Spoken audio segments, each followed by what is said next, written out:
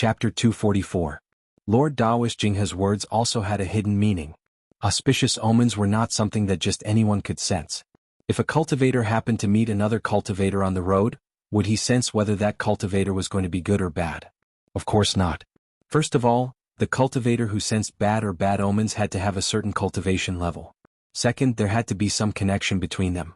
As for what this connection was, it wasn't too particular. Generally speaking, it was a relatively intimate relationship.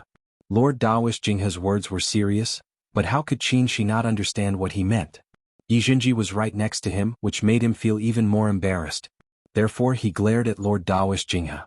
"Master, let's talk business. Are you the master or am I the master?" Lord Dawish Jinghe had a handle on Yi Jinji, so he was very calm and smiled. "Your disciple is right in front of you, yet you still don't respect me. Be careful or your disciple will learn from you and won't treat you well." However, Yi Jinji was an honest person, so he immediately said, "I'll always respect master." Lord Dawish Jinghe's smile turned into anger. "Brat, go away." Yi Jinji looked aggrieved. He looked at his master and begged, "Grandmaster, please save my aunt. If she really doesn't wake up for several decades, what if her body becomes bad?" Lord Dawish Jinghe snorted. "Don't give me that. You two, master and disciple, one threatening and the other crying and begging. Are you bullying this old man?" Qin Shi seemed to be thinking about something, but he soon calmed down. "Master, the one lying here is your disciple, not mine." "Well said." Lord Dawish Jinghe clapped his hands. "That's right. She's my disciple and your junior martial sister at most. Why are you more anxious than me? You even threatened me with medicinal pills." Qin Shi was still very calm. "Tell me, what do you want?" Lord Dawish Jinghe was proud to see him admitting defeat. He glanced at Yi Jinji and said, "We'll talk about it later." Upon seeing Qin Shi secretly heaving a sigh of relief, she leaned closer and whispered, "Rest assured. In front of your disciple, I'll save you some face." After he finished speaking, Lord Dawish Jinghe went back to check on Mo Tianga's condition. He then said solemnly, "Closing one sea of knowledge. Basically, there's no way to get an immediate effect. However, Master knows of a kind of medicinal pill that's very helpful in this kind of situation. Even if it can't wake her up immediately, it can guarantee that her body won't be damaged." "Where's the pill formula?" Lord Dawish Jinghe reached into his Chengkuan bag and fished around, taking out a large pile of jade slips. "You guys look for it. In any case, it's right here. I forgot which one it was." Qin Shi helplessly glared at him but had no choice but to start rummaging. Fortunately, there were 3 of them. There were hundreds of jade strips in the pile, so it didn't take them long to find them. However, as soon as he saw the pill recipe, his brows furrowed. "These spirit herbs, that's right. Some of the spirit herbs are already very rare. It will probably take some time. But we urgently need it here. You don't have to worry about that." Lord Dawish Jinghe smiled mischievously. "Master, I have a healing technique that's useful for this kind of situation. You can use it on her once a day. At the very least, it can guarantee that there won't be any problems for several years." Qin Shi was still frowning. "Where's the cultivation technique?" This time he finally didn't take out a pile of jade strips. Instead, he threw a book made of animal skin at him. Lord Dawish Jinghe said, "Since you've come out of closed-door meditation, don't form your nascent soul for the time being. Rest for a few years first. You've been in closed-door meditation for 35 years and haven't been able to relax for even a moment. Forming your nascent soul is an extremely tiring thing, so this isn't a good opportunity. Rest well for a while and come again when you feel relaxed." Qin Shi was silent, but in the end he didn't object. If he was still in closed-door meditation, he definitely would have refused. However, given the current situation, he couldn't continue his closed-door meditation. Lord Dawish Jinghe was gratified. "That'll do. Take Qingge back to Mingxin residence and let Shu Qin and the others take care of her. Those girls have been taught a good lesson by her, so you can rest assured." Qin Shi nodded and didn't say anything else. He carried Mo Tiange and walked towards Mingxin residence. Even though he hadn't returned to Mingxin residence ever since she moved into it, he was still familiar with every blade of grass and every tree here. The pond in front of the house, the medicinal field in the back.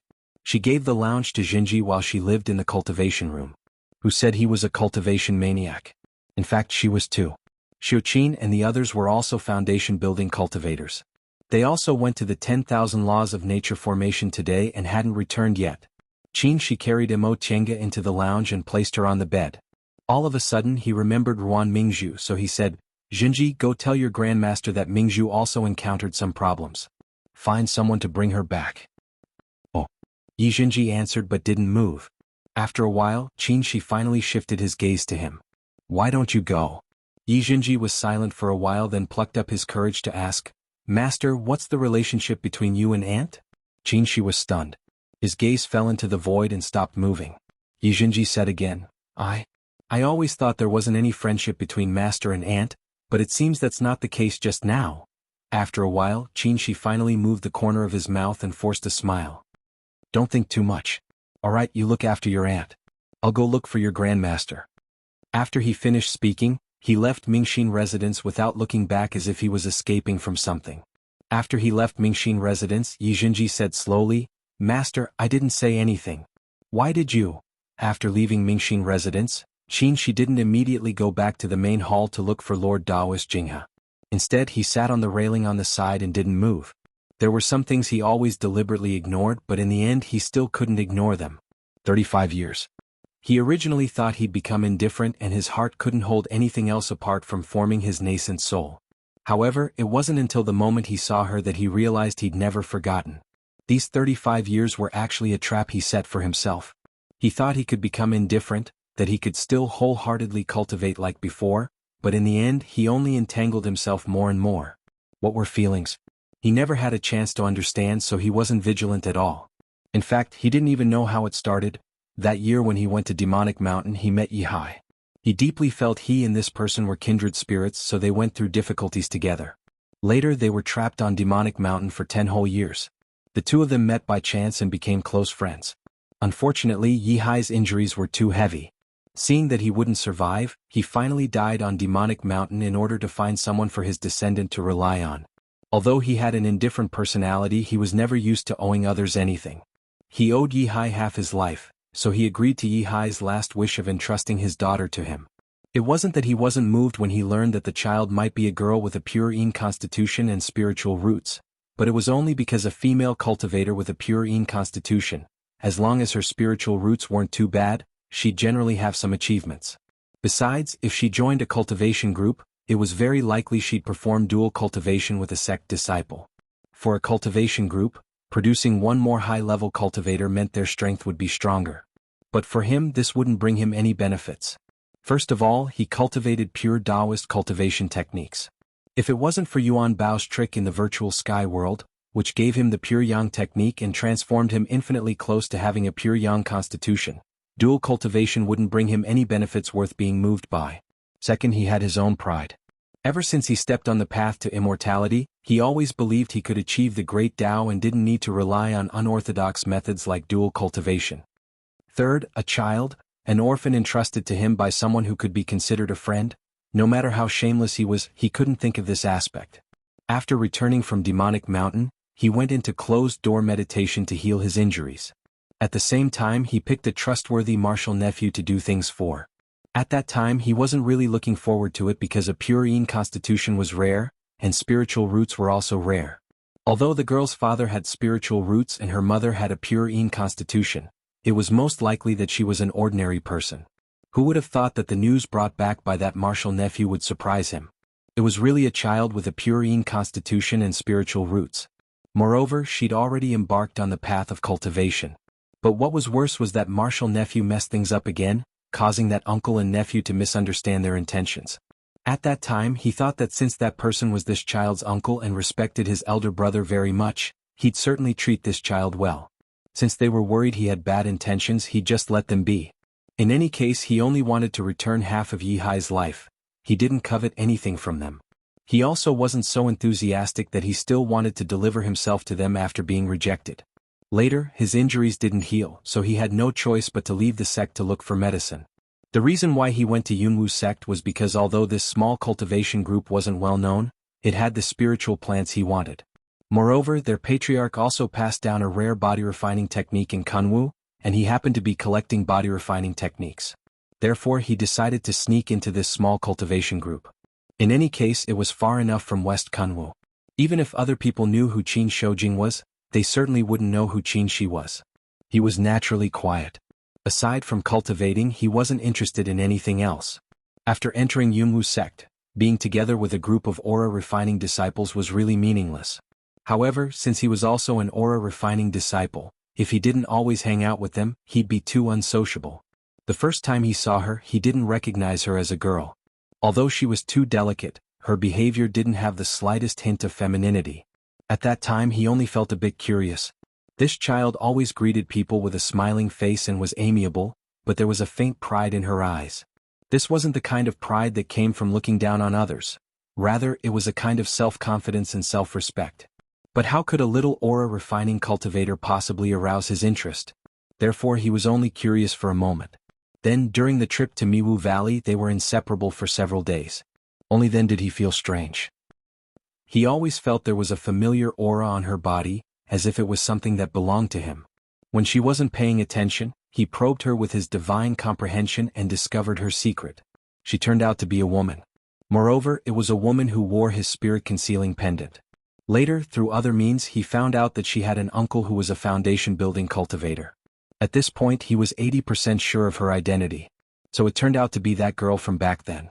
It was really too much of a coincidence for him to meet her in such a small cultivation group. It was only then that he began to pay attention to her from time to time. As a result, he discovered that although her appearance was poles apart from his, their characters were actually surprisingly similar. She was hardworking, calm, enterprising, and decisive. These were the things he believed a successful cultivator must have.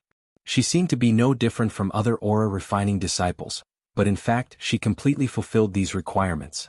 When she looked at others, even if she was talking and laughing warmly, her eyes would still contain alienation and vigilance. She seemed to be on guard against everyone out of habit. However, when she encountered something, she was often more enthusiastic than others. She was such a contradictory person. Therefore he thought that in the end she was still a child and needed to be tempered. Therefore, his feelings for her didn't start from this moment.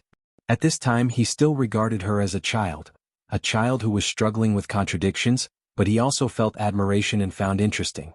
His feelings for her also didn't start from the 2 months he brought her back. At that time he only sympathized with her and felt pity for her rough life, so he gave her more patience than other people. But that was all. Chapter 245.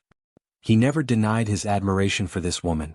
Maybe it was because of Mingzhu or maybe it was because of those admirers, but he never really took women seriously. He always felt that although their talents weren't inferior to men's, they often had too many messy things in their hearts. Except for a few, they weren't suitable for cultivation. However, Mo Chenga was the only one he felt was special. She was diligent. Even when her talent was extremely poor, she didn't feel remorse. Instead, she worked twice as hard as others. Even after she found out her talent was outstanding, she still didn't slack off. She was serious. Ever since he met her, he'd never seen her put her mind on other messy things. She only seriously cultivated and seriously walked her own path. She loved herself.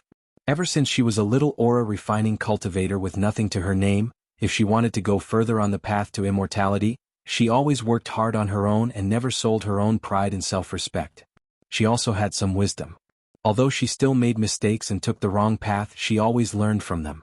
Ever since he met her, she was just an insignificant little cultivator in Kunwu, but she slowly grew to become a real elite disciple of a big cultivation group today.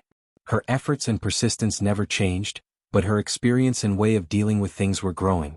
Although he himself helped her a little, her talent and hard work were also undeniable. In fact, in a way she was very lucky. He thought she had trash spiritual roots, but it turned out she was a genius.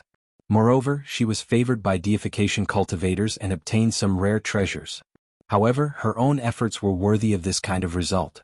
In fact, which of the cultivators who could reach this far weren't the result of hard work and luck? His master could be considered unlucky.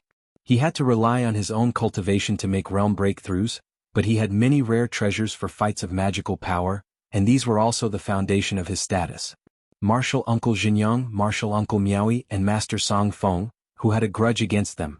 Which one of them hadn't encountered fated chances and obtained rare treasures? This included Qin Mu himself. Everyone in West Kunwu said that Qin Shoujing was a rare genius in the celestial pole, but what was the truth?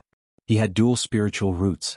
Even if both spiritual roots were excellent, how could he compare to those true geniuses with single spiritual roots or mutated spiritual roots? Even if he was simple-minded and never encountered bottlenecks, it was still the same. Before he built his foundation, It was indeed the result of his own efforts, but he also couldn't have done without his master's help. After reaching the Foundation establishment realm, he often went out, both to temper his mental state and to seek opportunities. Because he felt that he could not rely on his master for the rest of his life. His luck wasn't bad and he was also alert enough.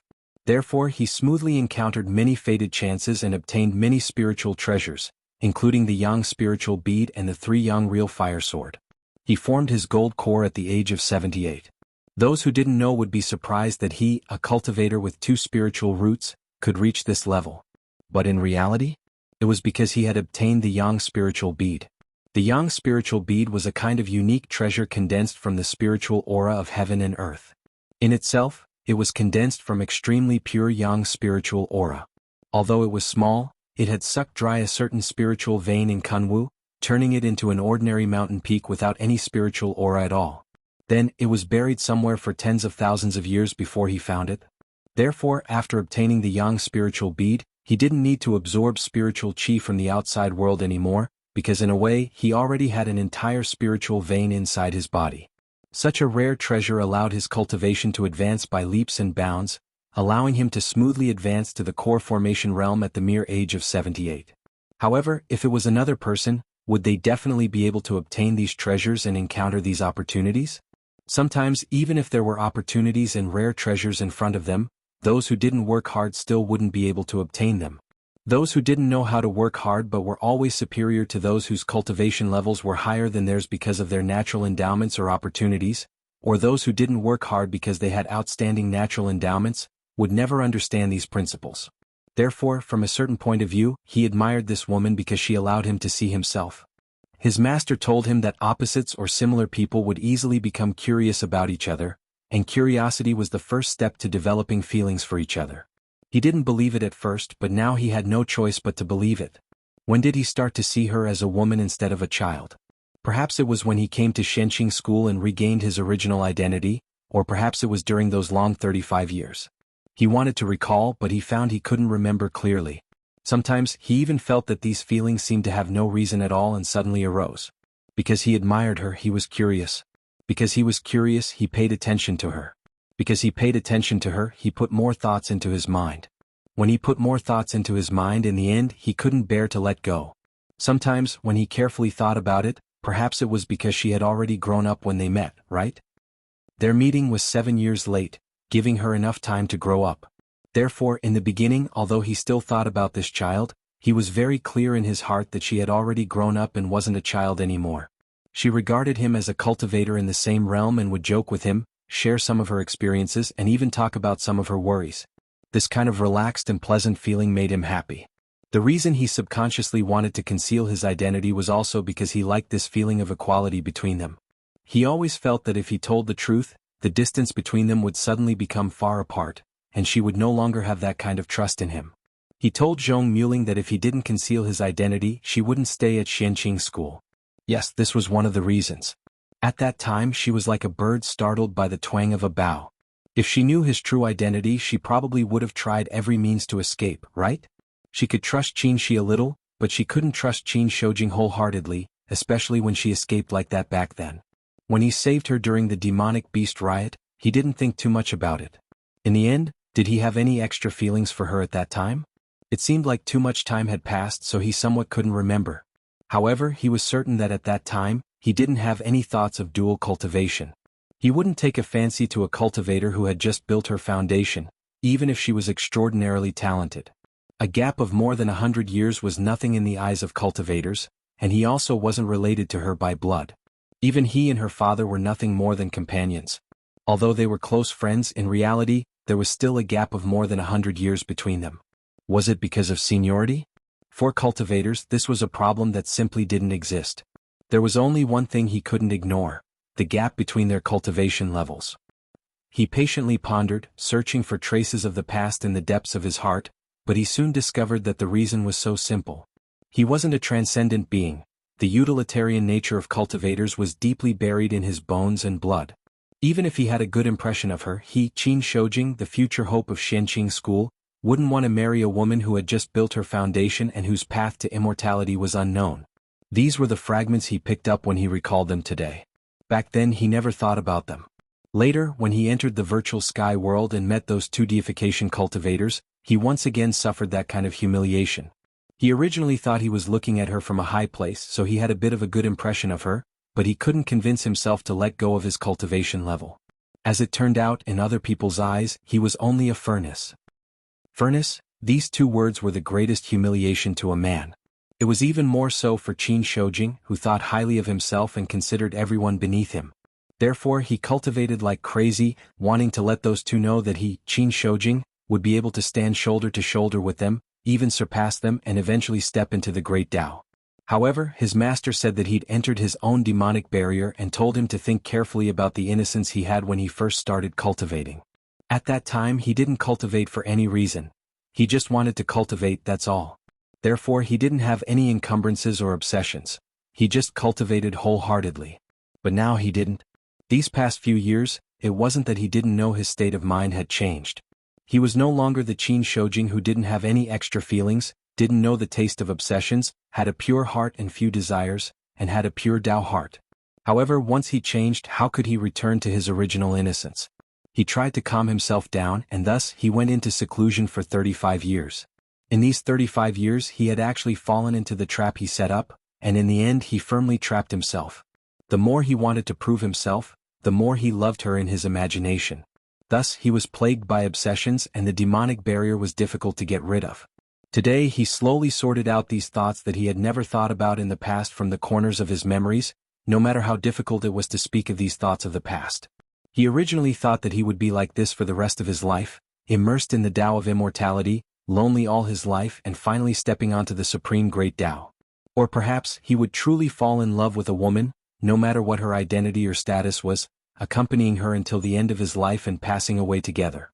However, as it turned out, he wasn't as pure and simple as he thought he was, and he wasn't as noble and virtuous as he thought he was. He developed feelings for a woman, but because he was limited by his cultivation, he enjoyed the feeling of superiority from looking down on her. Because his self-esteem and this feeling of superiority had been violated, he cultivated madly so that he could look down on her again. Why did he have such a dark mood? Perhaps it was because he couldn't let go of her, but he couldn't let go of his laughable self-esteem even more. He didn't want to admit that he was the one who had fallen in love first. Or perhaps he had always been so utilitarian, no different from those other cultivators. Master was right. He had entered the demonic barrier, thinking that if he focused on cultivating until he reached the nascent soul realm, he would be able to break away from these unspeakable darkness. But in reality this was just putting the cart before the horse. Chapter 246. After an unknown period of time, the laughter of women rang out in Shangqing Palace. Several young and beautiful female building foundation realm cultivators ran over while laughing and fooling around. Just as they were about to run to Mingxin residence, they suddenly stopped in astonishment and looked at the man who was sitting on the railing, as if he had become one with the stone pillar carved with a dragon. Martial Uncle Shoujing? Xianshu blinked as if she couldn't believe what she was seeing. Daihua exchanged a glance with her, then turned to look at Xiuqin and Qingqi. Qingqi finally moved. He swept his gaze over them and said, "Do you know what happened?" His expression was very cold. The four female cultivators were silent for a while, not daring to answer. Xiuqin said cautiously, "We heard Martial Uncle Emo had an accident inside the 10,000 laws of nature formation. Since you already know, why are you still making such a ruckus?" There was absolutely no blame in his tone, only indifference like a stone pillar. It was still the eldest of the four, Xiuqin, who said, "Yes, we will be careful in the future." He didn't say anything more. He turned his head and closed his eyes as if he didn't want to care about anything else. Qin, Qi, Shu and Hua looked at each other, bowed and carefully walked towards Ming Xian residence. Wait. The four of them felt their hearts skip a beat. Although Uncle Shoujing normally didn't like to smile, he was still very amiable. Today he was truly frightening, even more frightening than their grandmaster. Xiuqin asked softly, "Martial Uncle Shoujing, do you have any other instructions?" Qin didn't even turn his head. He said faintly, "Mingzhu was also injured. Did you see her?" "Yes, Mame and the others are behind us. They will bring senior sister Ruan back soon." He waved his hand behind him. "You guys can go." The four of them cautiously walked towards Mingxin residence. Upon discovering that Martial Uncle Mo's formation wasn't activated, they quietly walked inside. After entering the courtyard, Xian Shu whispered, "What happened to Martial Uncle Shoujing? How terrifying." "Who knew?" Qingqi frowned. Suddenly she was surprised. Martial Uncle Shoujing appeared here. Did he come out of seclusion? Daihua was deep in thought. Didn't they say that it was a closed-door seclusion? I thought I was seeing things. Why did Martial Uncle Shoujing come out? It's one thing for you to come out, but why are you still sitting here in a daze? Xianshu was confused. Qingqi said, "Maybe?" Martial Uncle Shoujing wanted to go back to Mingxin residence, but in the end he remembered Martial Uncle Emo was living here now. Xiuqin said, "Nonsense, ever since Martial Uncle Shoujing moved out, how many times has he come back? Didn't you follow me to the main hall and leave after talking to Grandmaster?" "That's true." Xianshu's eyes shifted about. She then moved closer and whispered, "Did you guys hear? Today it was Martial Uncle Shoujing who suddenly went to the bottom of the valley on the main peak and brought Martial Uncle Emo back." Daihua cried out in alarm. Realizing that she was too loud, she hurriedly covered her mouth and whispered, "I came out late. I don't know. What's going on?" "I don't know," said Leisure. "That's all I've heard. It reminds me of a rumor from decades ago." The four of them looked at each other and knew what each other wanted to say. Qingqi rubbed her chin and said, "I thought it was just a rumor. There must be a reason for the groundless rumors." Leisure smiled. "We've been serving Grandmaster for almost 100 years. How could we not know about Martial Uncle Shoujing's matters? Martial Uncle Emo was accepted by Grandmaster because of Martial Uncle Shoujing.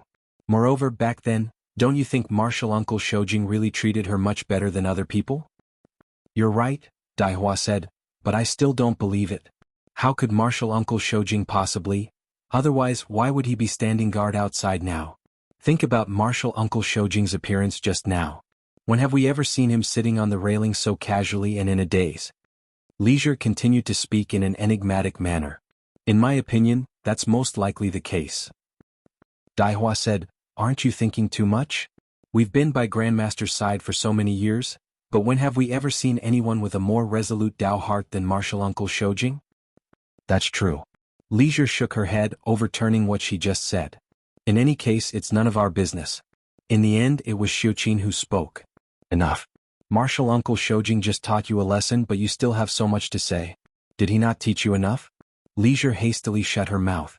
Qingqi muttered, We just laughed a few times, but Martial Uncle Shoujing taught us that much. It's not like we didn't. Martial Uncle Mo's injured." Xiuqin stopped her from continuing. "Grandmaster treats us generously, but we can't be lazy with what we should do. I heard Martial Uncle Mo's injuries are quite serious, but we're still laughing. Aren't we just looking for trouble for others? It's fine if you didn't see it, but since you said it, we should restrain ourselves a bit." The other three nodded and sighed, then followed Xiuqin back to the small house. In fact, it was no wonder they were still laughing and joking after returning. Although they knew Martial Uncle Emo was injured, her life wasn't in danger, so Grandmaster didn't take it seriously. Besides, although they didn't dare to disobey Martial Uncle Emo, they didn't have any friendship with her. However, Xiuqin's words were obviously nonsense, but the meaning behind her words was rather thought-provoking. They're happy but others feel uncomfortable. Is it because Martial Uncle Mo's injured? The four of them couldn't help but think about this. Qingqi sat in a daze for a while. During that time he saw Mame and the others really brought Ruan Mingzhu back. Now that the masters of Mingxin residence and Jili House were in trouble, the maids of Shangqing Palace lamented their bad luck, but they were also helpless. Qin, Qi, Shu, and Hua were the closest to Mingxin residence, so it was always the four of them who took care of all the chores in Mingxin residence. As for Jili House, although Ruan Mingzhu hadn't been in Mount Taikong for a long time, her identity was still there, so Mei Lan Zhu and Zhu had no choice but to take care of her. The sex trial this time practically turned the high-purity palace upside down. Qin she couldn't sit still after being stared at by the maids with strange gazes again and again. He stood up and slowly walked towards the main hall. But as soon as he stepped into the main hall, he regretted it. There was only Lord Daoist Jingha at the scene, seemingly waiting for him. Qin she thought about it and didn't escape. "Master." Lord Daoist Jingha seemed a bit surprised. He glanced at Qin Shi and said, "What took you so long?" "I was sitting and thinking about something." "Thinking about something?" Lord Daoist Jingha's eyes brightened. "Thinking about what?" Qin Shi didn't answer right away. Instead he picked up a chair and sat down, staring blankly again. Although he already figured it out, he still wasn't used to this kind of state. His heart was full of miscellaneous things, but it turned out to be like this. In that case, sometimes women couldn't be blamed. Women were always more sentimental, and some things couldn't be controlled once they started. However, he had always been strong-willed. Since he'd decided to do something, he wouldn't hesitate anymore. "Master, why do you care so much?" he said faintly. "Brat." Lord Dawish Jinghe blew his beard and glared at him. "How can you talk to your master like this? If I don't talk to you like this, you'll feel uncomfortable all over, right?" It was rare for Lord Dawish Jinghe to be silent. He pondered for a while, then said, "Brat, you're not in the right mood today. But you still provoke me." She didn't hide it. In any case, he'd already done some things clearly enough. Rather than being laughed at by this dirty old man, he'd better be frank. Lord Dawish Jinghe didn't speak for a long time, but his eyes kept sizing him up. After a while he smiled. "Brat, you finally figured it out?" She didn't evade. He stared at the void and said faintly, "Master, what else do you want to ask? Just say it all at once." The calmer his attitude was, the happier Lord Dawish Jinghe was. This meant this brat had made up his mind. "Tell me your plan first." He couldn't stop smiling. "In fact, although there's a gap between the two of you in cultivation, it's not big. Whether it's Chinga's mental state or cultivation level, the conditions for her to form her gold core are ripe. As soon as she forms her gold core, you'll be cultivators in the same realm as her. As for you advancing to the nascent soul realm in the future, she'll just be a bit slower. You don't have to." "I want to advance to the nascent soul realm." She interrupted him. Lord Dawish Jinghe was interrupted halfway, so he shouted, "What did you say? You still haven't given up? Haven't you figured it out?" She looked down at the teacup in his hand. His gaze was gentle, but his tone was firm. "I won't tell you unless I advance to the nascent soul realm." "You?" Lord Dawish Jinghe almost choked. After a long time he whispered, "What are you doing?" She said softly, "If I tell you now, what would it look like? Would I demand repayment? Or would I use my power to oppress others?" Lord Dawish Jinghe frowned. "What nonsense are you talking about? This kind of thing is consensual. If Chinga isn't willing, she can just refuse. We won't force her to do anything. But what will she think?" She lowered his head. "Yes, master, you've had a good relationship with her all these years, but no matter how good your relationship is, she's always on guard against others in her heart. Master, she's about to form her gold core now, so you better not disturb her mood." Lord Dawish Jinghe was silent for a long time. In the end he sighed. "But have you ever thought that if you form your nascent soul, she'll be even further away from you?" Shi's hand moved, but he didn't raise his head. Lord Dawish Jinghe continued to say, "All these years I've more or less learned about her temperament. The pride in Chinga's heart isn't any less than yours. You don't want to use her, but isn't she the same? Therefore, the higher your cultivation level is, the further away she'll be from you." She didn't speak for a long time, but Lord Dawish Jinghe saw his hand trembling slightly. After a long time he asked, "What do you think, master? She'll need at least 10 or 20 years to form her gold core, right? Am I supposed to stop cultivating and wait until she catches up to me?" Lord Dawish Jinghe chuckled. "Child, are you stupid? Wait until you two succeed, then you form your nascent soul. Do you think she'll go back on her words?" She didn't nod. He seemed to be thinking. After going back and forth several times he finally said, "Then I'll wait. In any case, she'll form her nascent soul in 200 years at most. I still have a lot of time, so I can wait slowly." Lord Dawish Jinghe choked. He didn't expect she would make such a decision in the end. But after pondering for a long time he finally didn't object and said, "Fine, maybe this is the best way. Even if she forms her gold core now, there's still a big gap between the early stage and the peak stage of the core formation realm. But after she forms her nascent soul, she probably won't have any other ideas." At this point, Lord Dawish Jinghe looked up with an inscrutable expression. "But are you really willing to wait 200 years? Chapter 247.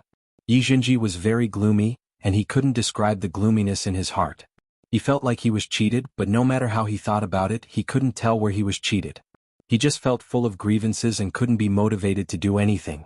"Hey, what are you doing? Why are you in a daze during a fight of magical power?" The youth opposite him, who was about the same age and cultivation level as him, shouted in dissatisfaction. Yijinji frowned and felt impatient, so he simply abandoned his magic tool and sat on a rock next to him, lowering his head in anger. Hualing walked over and asked in confusion, "What's wrong with you? Are you in a bad mood? Yi Jinji frowned and said gloomily, I'm very annoyed. Annoyed? Hualing thought for a moment then said, because of your aunt? Didn't Grandmaster say she's fine? What are you worried about? It's not about that. Although his aunt hadn't woken up yet, his master said she was fine, so he wasn't worried.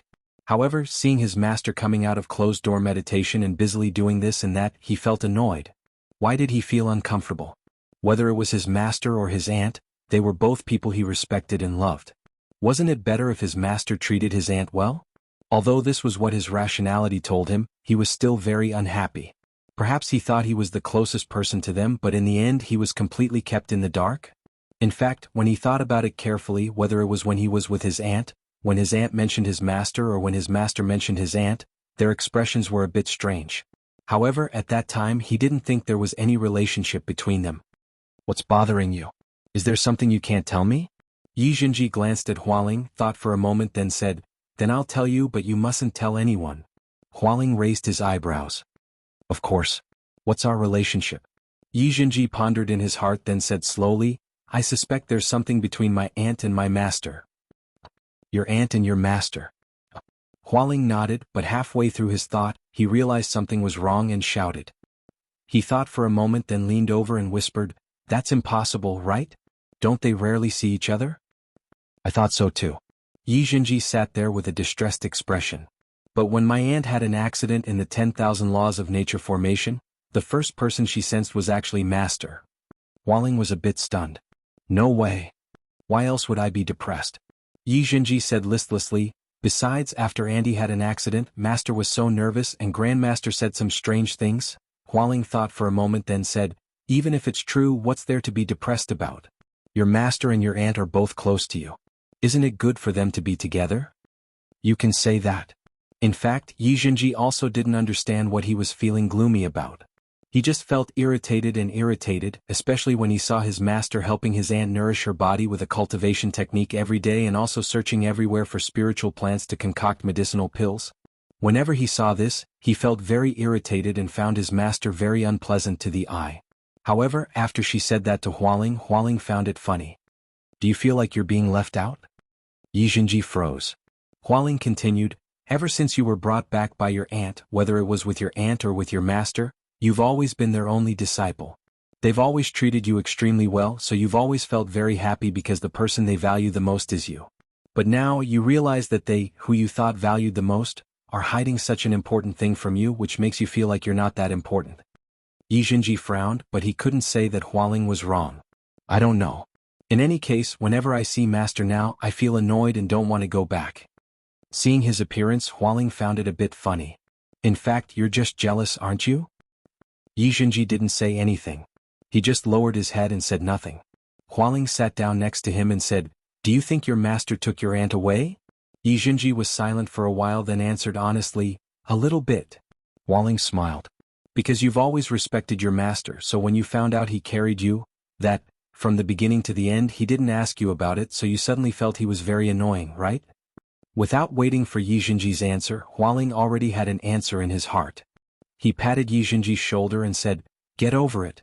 We can't meddle too much in the affairs of our elders.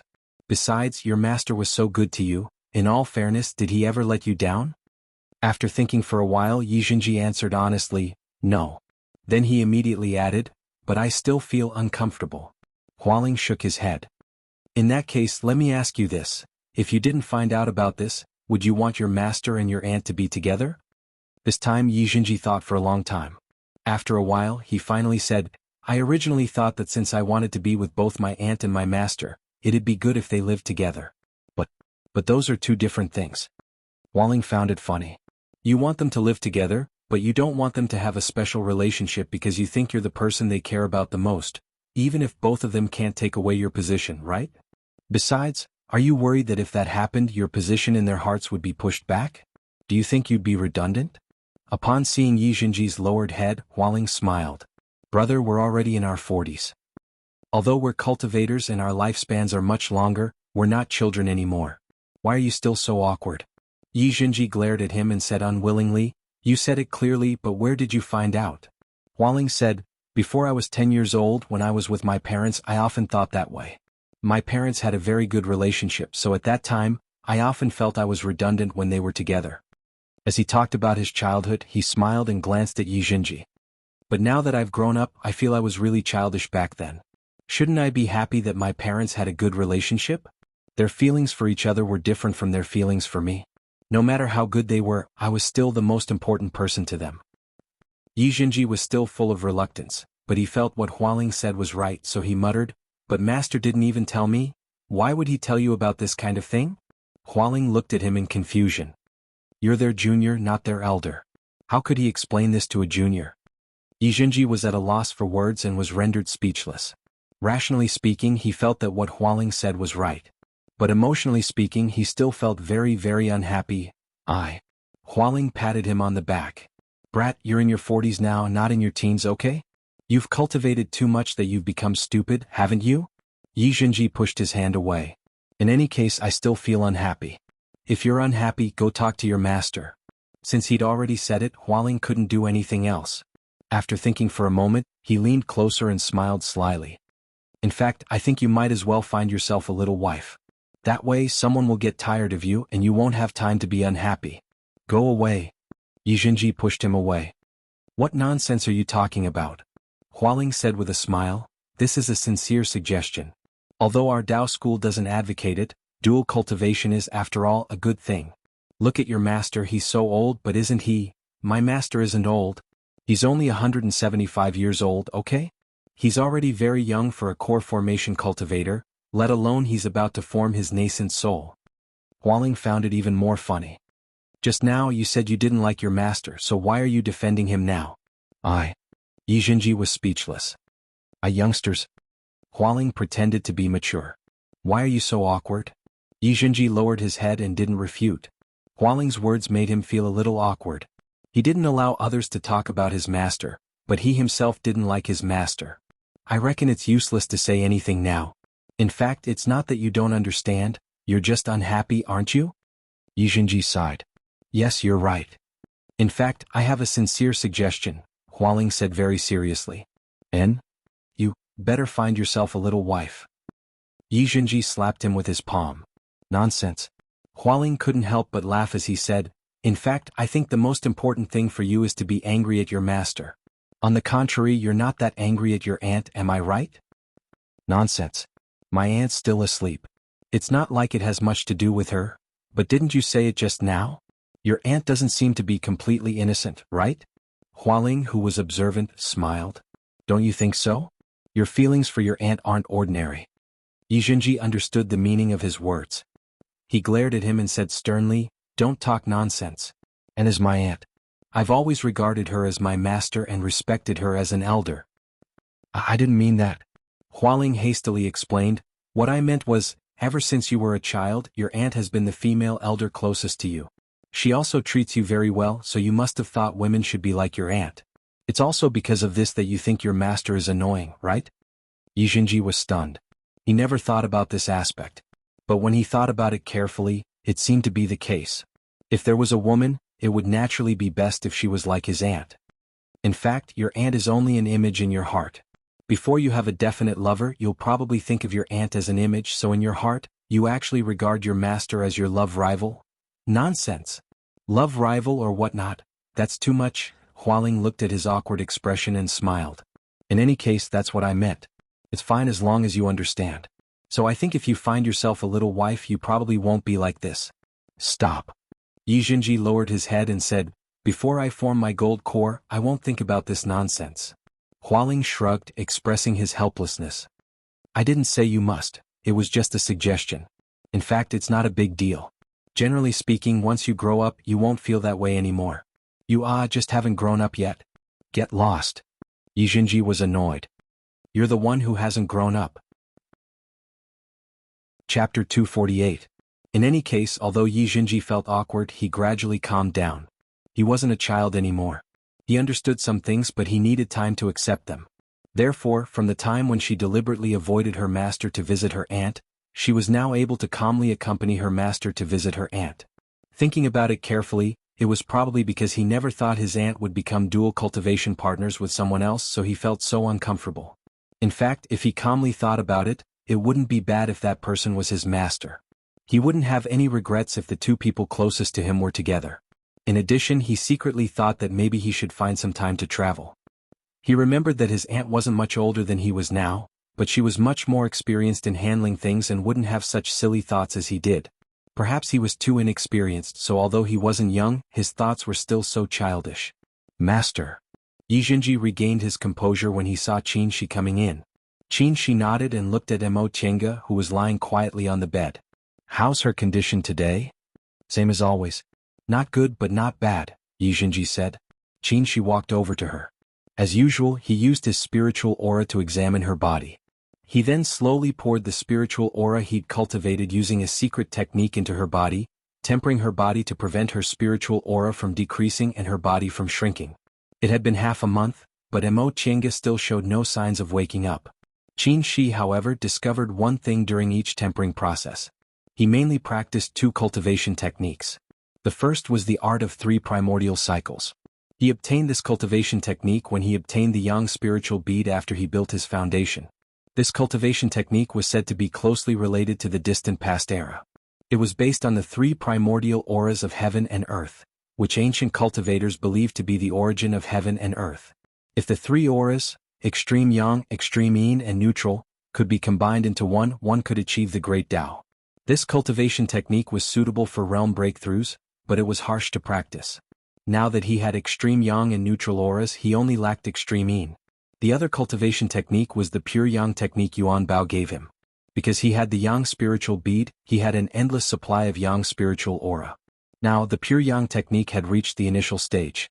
The originally weak Yin spiritual aura in his body had long disappeared, leaving only pure Yang spiritual aura.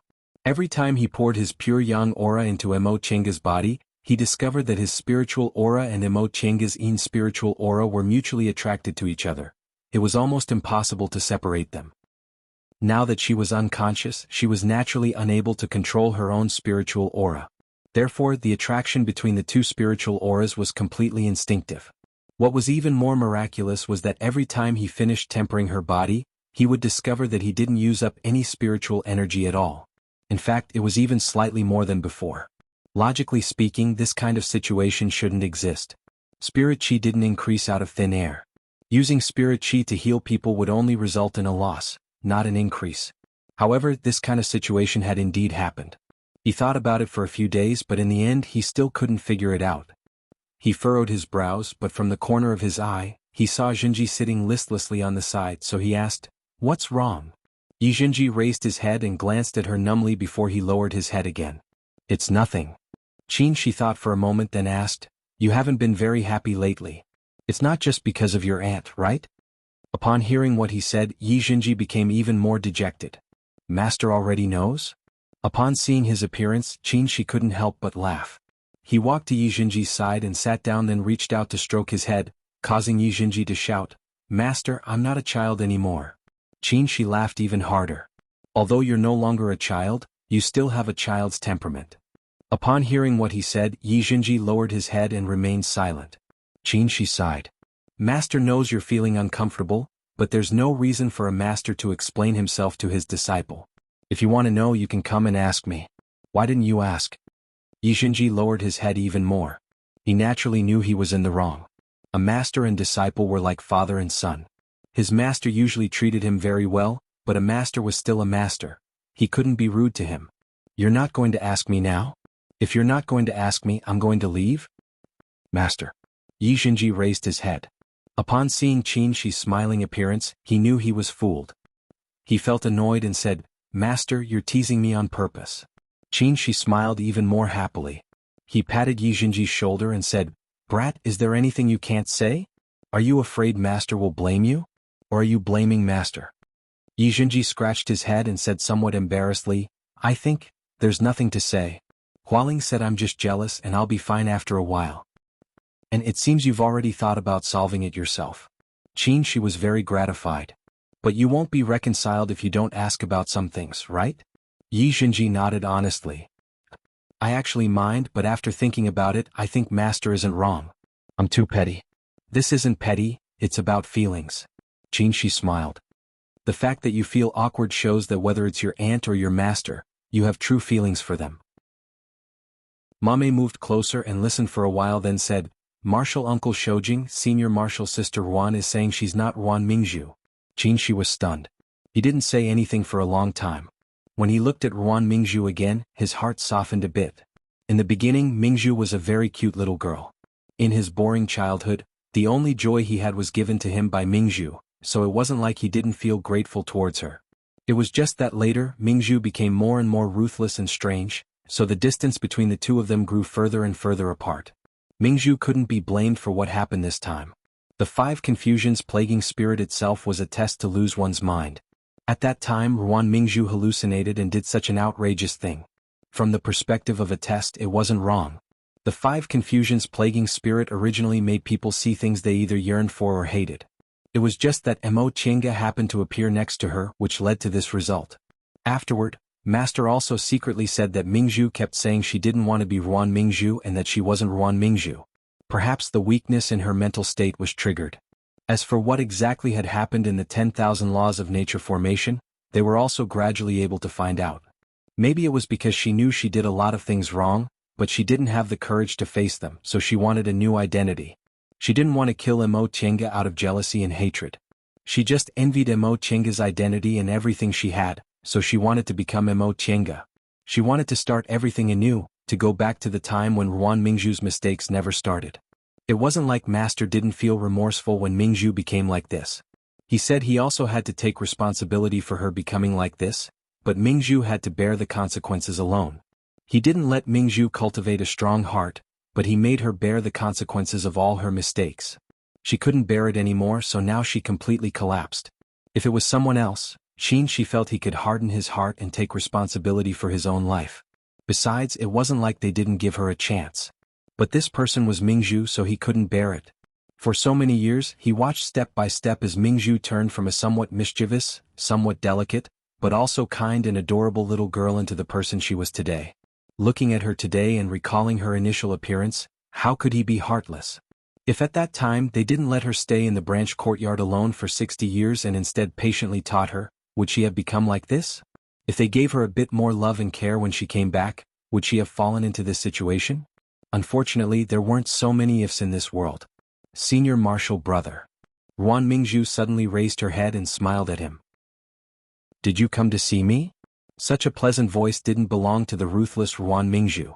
She stared at her. For a moment, he couldn't tell whether she had regained her sanity or not. Ruan Mingzhu smiled again.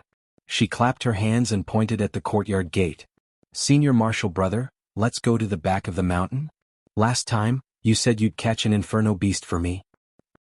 Catching an inferno beast for her, that was something they said and did when they were only 13 or 14 years old. Could it be that she'd forgotten everything that happened all these years? She looked around. Mei Lan, Zhu and the others surrounded them, so he asked, Mingzhu, do you recognize us? Ruan Mingzhu shook her head. Confusion appeared in her eyes again. No, you're not my senior martial brother, you're Grandmaster. She then smiled and pulled Qinshi's sleeve. Grandmaster, I want an inferno beast. Senior martial brother said he'd give me an inferno beast.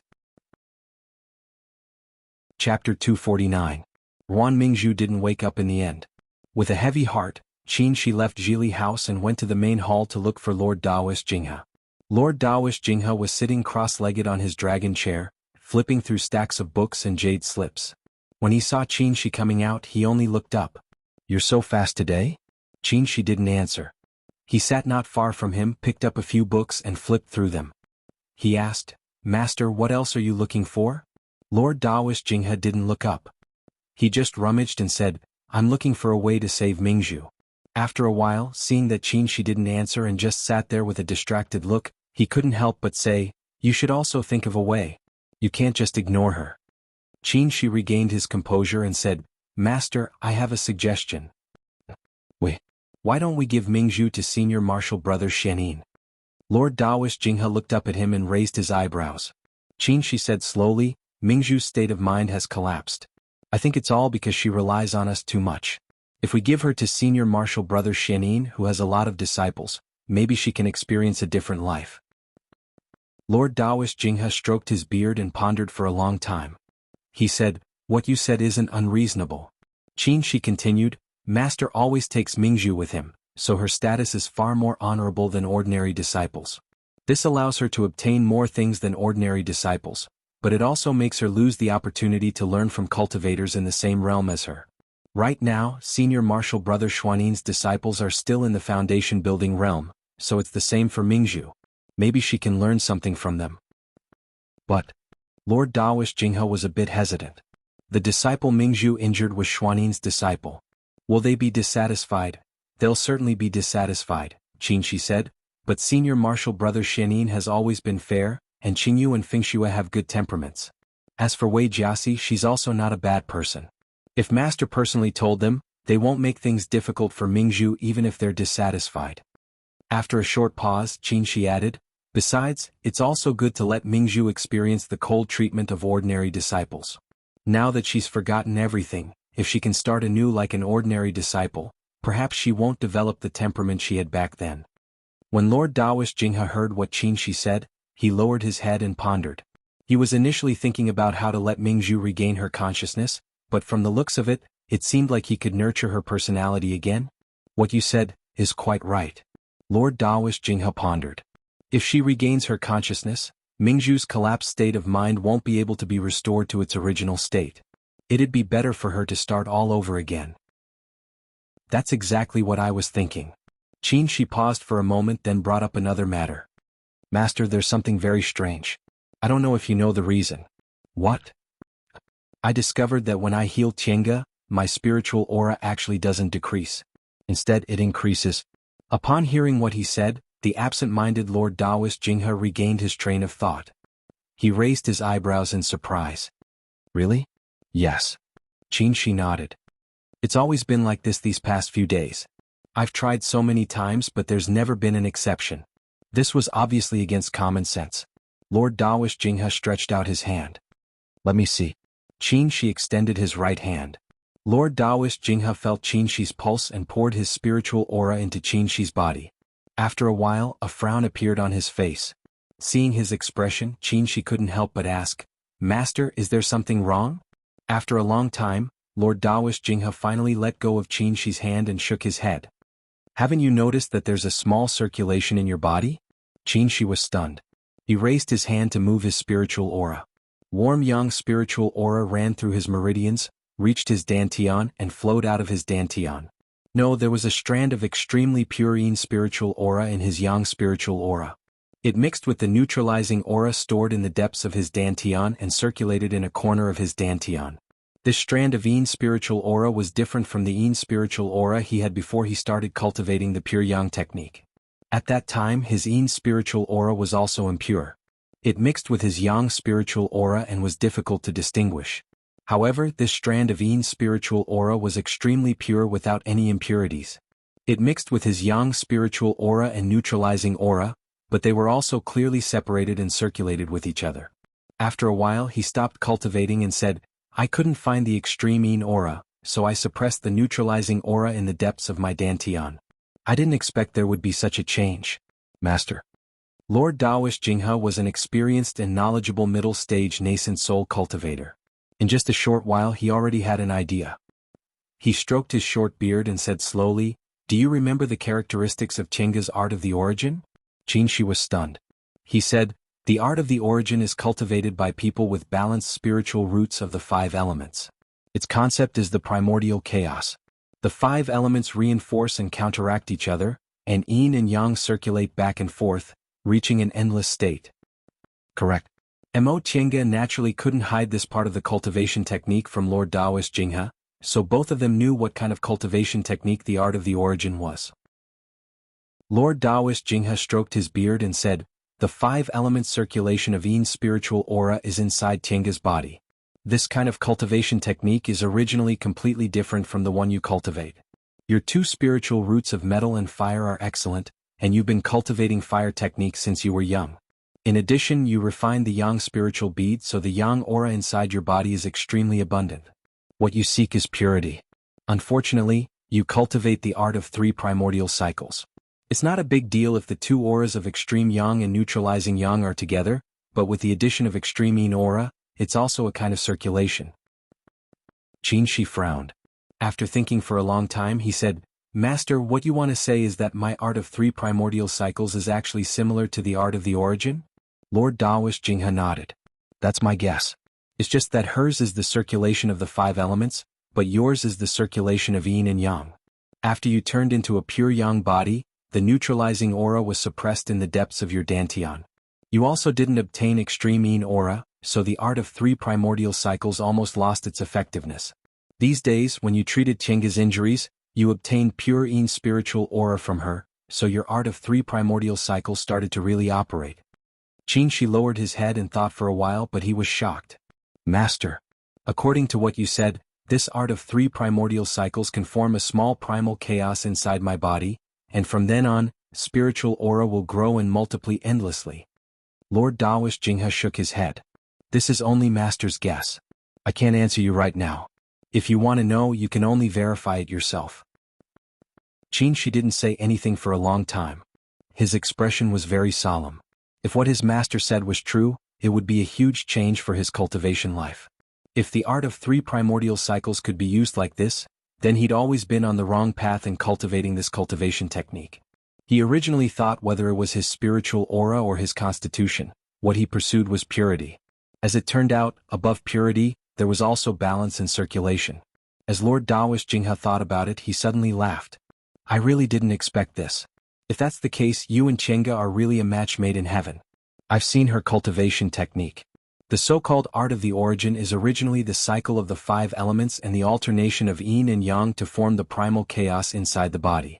However, she has a pure yin constitution, so she can only cultivate the balance of the 5 elements of yin spiritual aura. As for you, the art of 3 primordial cycles only lacks the Taiyin Qi. Without the Taiyin Qi, you have never been able to cultivate this cultivation technique. Moreover, you have been transformed into a pure yang body, unable to cultivate the Taiyin Qi. If the two of you perform dual cultivation, Tiange can obtain the pure yang aura from you. At that time, she'll be able to cultivate the real art of the origin, and after your art of 3 primordial cycles obtains her extreme yin aura, you'll be able to form the state of 3 primordial cycles. Ha ha, this is more suitable than performing dual cultivation with pure yang and pure yin constitutions. Lord Daoist Jinghe saw that Qin Shi looked unhappy, so he asked, What's wrong? Is this not good? After a long time, Qin Shi shook his head. I don't want to have anything to do with cultivation. If it was just for cultivation, why would he wait until now? Master had long said that the most convenient way for him to obtain the extreme yin aura was to perform dual cultivation with her, but he had always been unwilling to do so because he didn't want dual cultivation to be too utilitarian. Lord Daoist Jinghe frowned and looked at him disapprovingly. Aren't you thinking too much?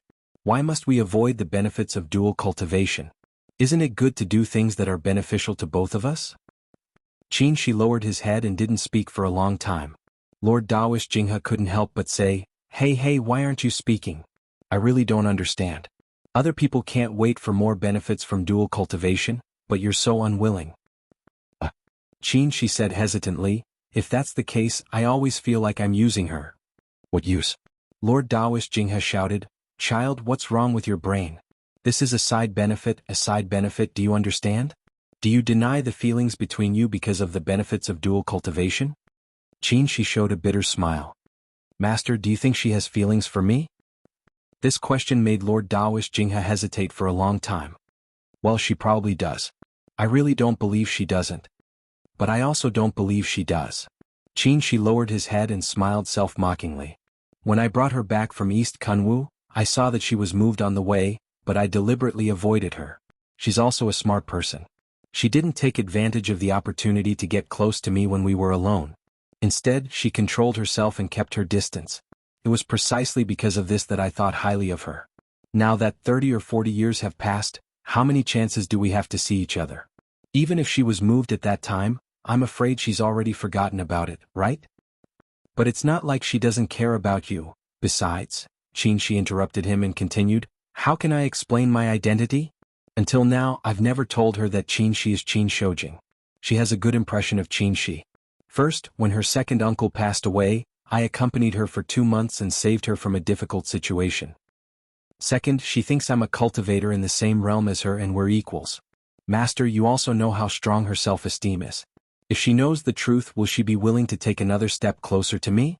Seeing that Lord Daoist Jinghe was also speechless, she could only show a bitter smile. Fine, let's take a step back and think about it. She still has feelings for me, but are these feelings enough for her to forgive my deceit? Although I've never wronged her, I can't calmly explain this matter. He sighed and said, feelings that might not necessarily still exist, concealing my identity, and the benefits of dual cultivation I just mentioned. With so many things piled together, I really can't predict how she'll react. Chapter 250. Emo Chinga felt like she was dreaming, but she also felt like everything was real. In this dream, she was a small ball of white light roaming in the boundless sea of clouds. She felt very happy because in this sea of clouds she was free and unrestrained. But not long after she became very depressed, because she could not swim through the sea of clouds. In the beginning, her whiteness was thin and carried a kind of transparent coldness. Before long, however, a warm current often entered her body, giving her whiteness a warm layer of red. This warmth brought about many changes to her. She found that she became stronger and the speed at which she roamed in the sea of clouds became faster and faster. Later she found that the sea of clouds also became very strange. Lightning flashed, thunder rumbled, rain scattered, and clouds gathered. But not long after, this warmth disappeared, and the previous warmth also dispersed bit by bit. She fell into a real dream. Tinga, quickly call your father to come back for dinner. Okay. The little girl who was doing her homework on the table jumped up and shouted, Mother, I want to eat fish balls. Is there any today? Yes, of course there is. A smiling voice said, There's anything you want to eat. Quickly call your father to come back for dinner. Father, father. All her regrets started when she lost her father. Therefore, in the depths of her heart, she always fantasized over and over again about what would have happened if her father was here. Would she have had a perfect life? Although she vaguely knew this, she didn't expect it to be so serious. Even though she was now an advanced inner disciple of a nascent soul cultivator, had great talents, and possessed many things that others didn't, she still couldn't make up for the regrets in her heart. In the 10,000 Laws of Nature Formation, when she used the 5 hindrances overturning senses, she finally understood what kind of weakness her mental state had. It wasn't that her heart wasn't strong, her willpower wasn't strong, and her Tao heart wasn't firm, but the regrets of her childhood had always been buried in the depths of her heart. In fact, if she had a father, would her life really be perfect? Her father was a core formation cultivator and a famous cultivator in West Kunwu, but her mother was a mortal. Even if her father really loved her mother back then, it couldn't have been a perfect and happy family. How could a mortal marry a core formation cultivator and live a happy life? When they were in the secular world, they were indeed a loving husband and wife, but when they went to Kunwu, they certainly wouldn't be happy. Mother would be looked down upon, no matter how well father treated her. And because her mother was a mortal, she would also be looked down upon. Furthermore, as a mortal, his mother only had a lifespan of 100 years, a short dozen years of youth. As a core formation cultivator, his father could live for 500 to 600 years, or even 700 to 800 years. Furthermore, she possessed the pure Yin constitution, but had no spiritual roots. Her mother was destined to live for only a little more than 20 years. Even if she had a father, she would lose her mother. Even if she hadn't wandered around for more than 10 years, she wouldn't have been able to avoid all the suffering. In the dream, Emo Chinga saw herself obtaining her father but losing her mother. She finally understood this truth. In one's life, one may be able to avoid many misfortunes, but it is impossible to make up for all regrets. On the path of seeking immortality, one must understand this principle. Rejoice when you gain and don't mourn when you lose, because you will always lose something. It's better to rejoice in every possession. She opened her eyes and woke from the long dream. She was at peace. Auntie?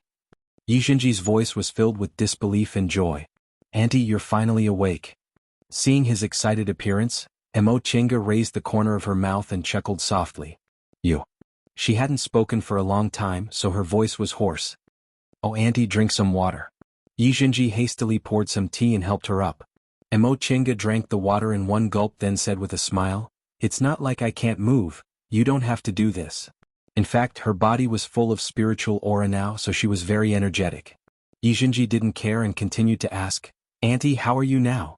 Are you all right? Wait, I'll go call Grandmaster. As he spoke, he rushed out of the room. Emo Chinga couldn't stop him no matter how hard she tried. Emo Chinga had no choice but to shake her head and climb out of bed. She remembered what happened before she fainted, but she didn't know how long she had been unconscious. 3 days? 5 days? However, this matter was a blessing in disguise. If it weren't for this, she might have unconsciously entered closed-door meditation to form her gold core, and problems would have arisen. Even though a foundation-building cultivator's body didn't have any impurities and wouldn't produce filth, sleeping for such a long time still felt very uncomfortable. Emo Chenga went to wash her face and saw Yi Jinji hurriedly coming in with Lord Daoist Jinghe. Master. Lord Daoist Jinghe looked solemn. He nodded, then pulled her wrist to examine her meridians. After a while, Lord Daoist Jinghe let go of her and said with a gentle expression, "You're all right in the end." Emo Chenga was confused. "Master, what are you doing? What could possibly happen to me?" Since she wasn't injured by Ruan Mingzhu, her divine comprehension must have just been attacked. There was no need to be so nervous, right? Upon hearing what she said, Lord Daoist Jinghe pointed at her and said, "Girl, you're really reckless. What could possibly happen to you? If you woke up a bit later, something would have definitely happened." Huh? Emo Chenga became even more confused. Yi Jinji said, "Auntie, do you know how long you've been unconscious? Has it been a long time?" "It's been 3 years." Yi Jinji couldn't help but shout, "Auntie, you've been unconscious for 3 years." Emo Chenga was stunned. That long? For her, it was nothing but a dream, but 3 years had actually passed by. Lord Daoist Jinghe said, "All right, I see you're very well. Do you have any questions?" asked Jinji. He then waved his sleeves and left. Emo Chenga felt something was wrong. With Lord Daoist Jinghe's temperament, there was no reason for him to be so calm, right? She thought about it, then asked Yi Jinji, "What's going on with your grandmaster? Why does he seem unhappy?" Yi Jinji said, "Maybe it's because master hasn't returned yet." Emo Chenga was stunned. "Your master hasn't returned? What happened in the past 3 years?" "And auntie, after your accident, master came out of closed-door meditation. Grandmaster said auntie closed your sea of knowledge and won't wake up for a while. In order to concoct medicinal pills for you and help you wake up, master went out to look for medicine." After a while, Yi Jinji still didn't see any reaction from Emo Chenga, so he couldn't help but call out, "Auntie?" Emo Chenga woke up with a start. Yi Jinji was full of questions. "What's wrong with you?" "It's nothing." She suppressed her chaotic mood and showed a smile. "Jinji, what happened in the past 3 years? Take your time and tell me." "Oh, okay." She only remembered Ruan Mingzhu fell into a demonic barrier and wanted to hurt her. When she was under the 5 confusions plaguing spirit, she only had a bit of spiritual aura left to block Ruan Mingzhu. When the two of them were in a deadlock, they somehow triggered the formation. Emo Chenga didn't remember what happened after that. Now that she heard from Yi Jinji, she realized it was because her divine comprehension was overstimulated and she closed her divine sense. When Yi Jinji said Qin she brought her back to heal her injuries, Emo Chenga frowned. "How did your master know I was injured?" Yi Jinji cautiously looked at her, then said, "Master, sensed an omen." Emo Chenga stared ahead and didn't say anything for a long time. "Auntie?" Yi Jinji looked at her expression and couldn't figure out what she was thinking. Emo Chenga regained her composure and forced a smile. "What's wrong? Auntie, what are you thinking about?" "Nothing." Her expression was flat. "What else?" "Continue." "And?" Yi Jinji continued to speak slowly. "Grandmaster said you closed your sea of knowledge on your own. You weren't injured, but you didn't know when you'd wake up. Master said you'd be fine if you were in a coma for a short time, but if you were in a coma for a long time, your body might wither, so Grandmaster had to think of a way. Later, Grandmaster took out a set of techniques and let Master practice it. Every day he used spiritual aura to refine Auntie's body. A few days later, Grandmaster found several pill recipes and said they could help Auntie wake up faster. However, many of the spiritual plants on these pill recipes were very rare, so Master left the mountain to look for them soon. What about now? Yi Jinji glanced at Emo Chenga.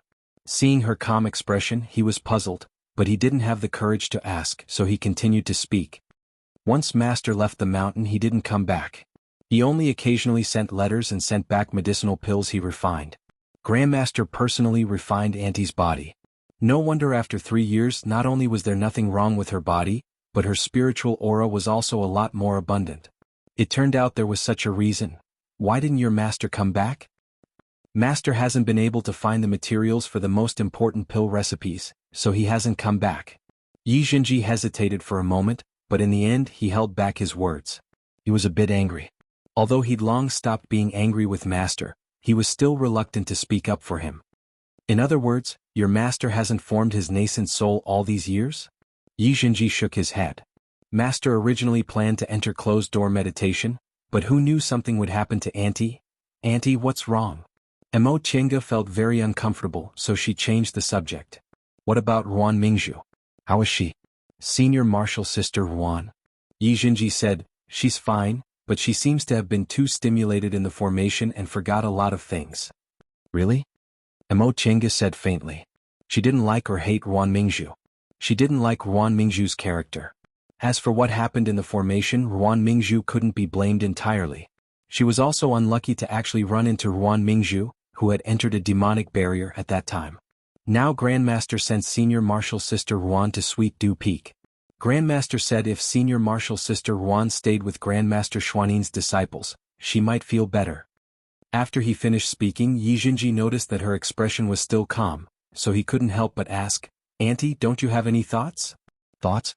What thoughts? Mo Chenga remained calm as she stood up to pour tea.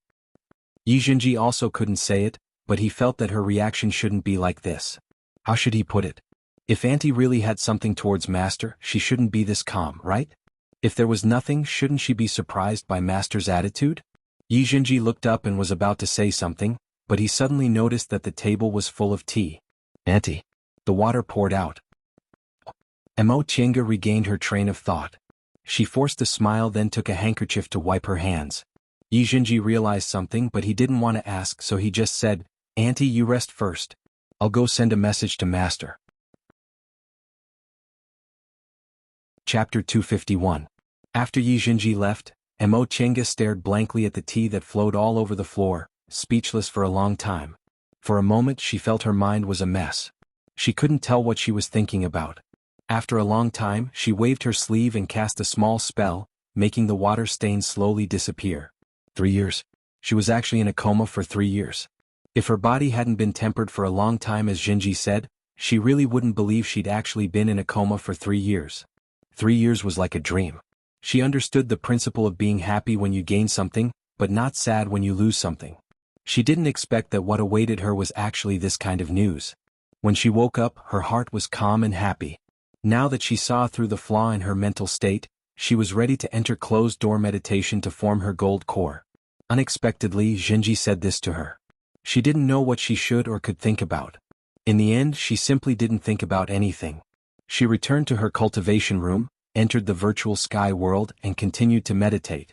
Spiritual aura flowed through her meridians and converged into her dantian. What made Mo Chenga feel strange was that there was a trace of strange warm spiritual aura in the depths of her dantian. Indeed, this trace of spiritual aura was warm and bright, but because her own spiritual aura was originally cold, it became warm.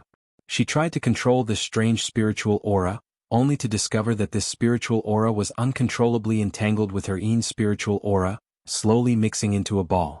She wanted to stop, but she couldn't control it. Finally, this spiritual aura and Yin spiritual aura completely converged, forming a cycle, alternating endlessly. Time is constant, space is balance.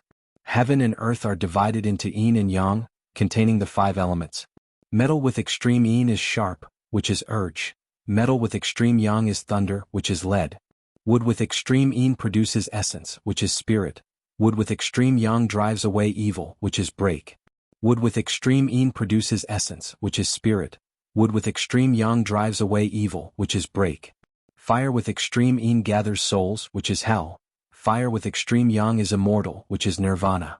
Earth with extreme Yin is immortal, which is secluded. Earth with extreme Yang is firm, which is unbreakable.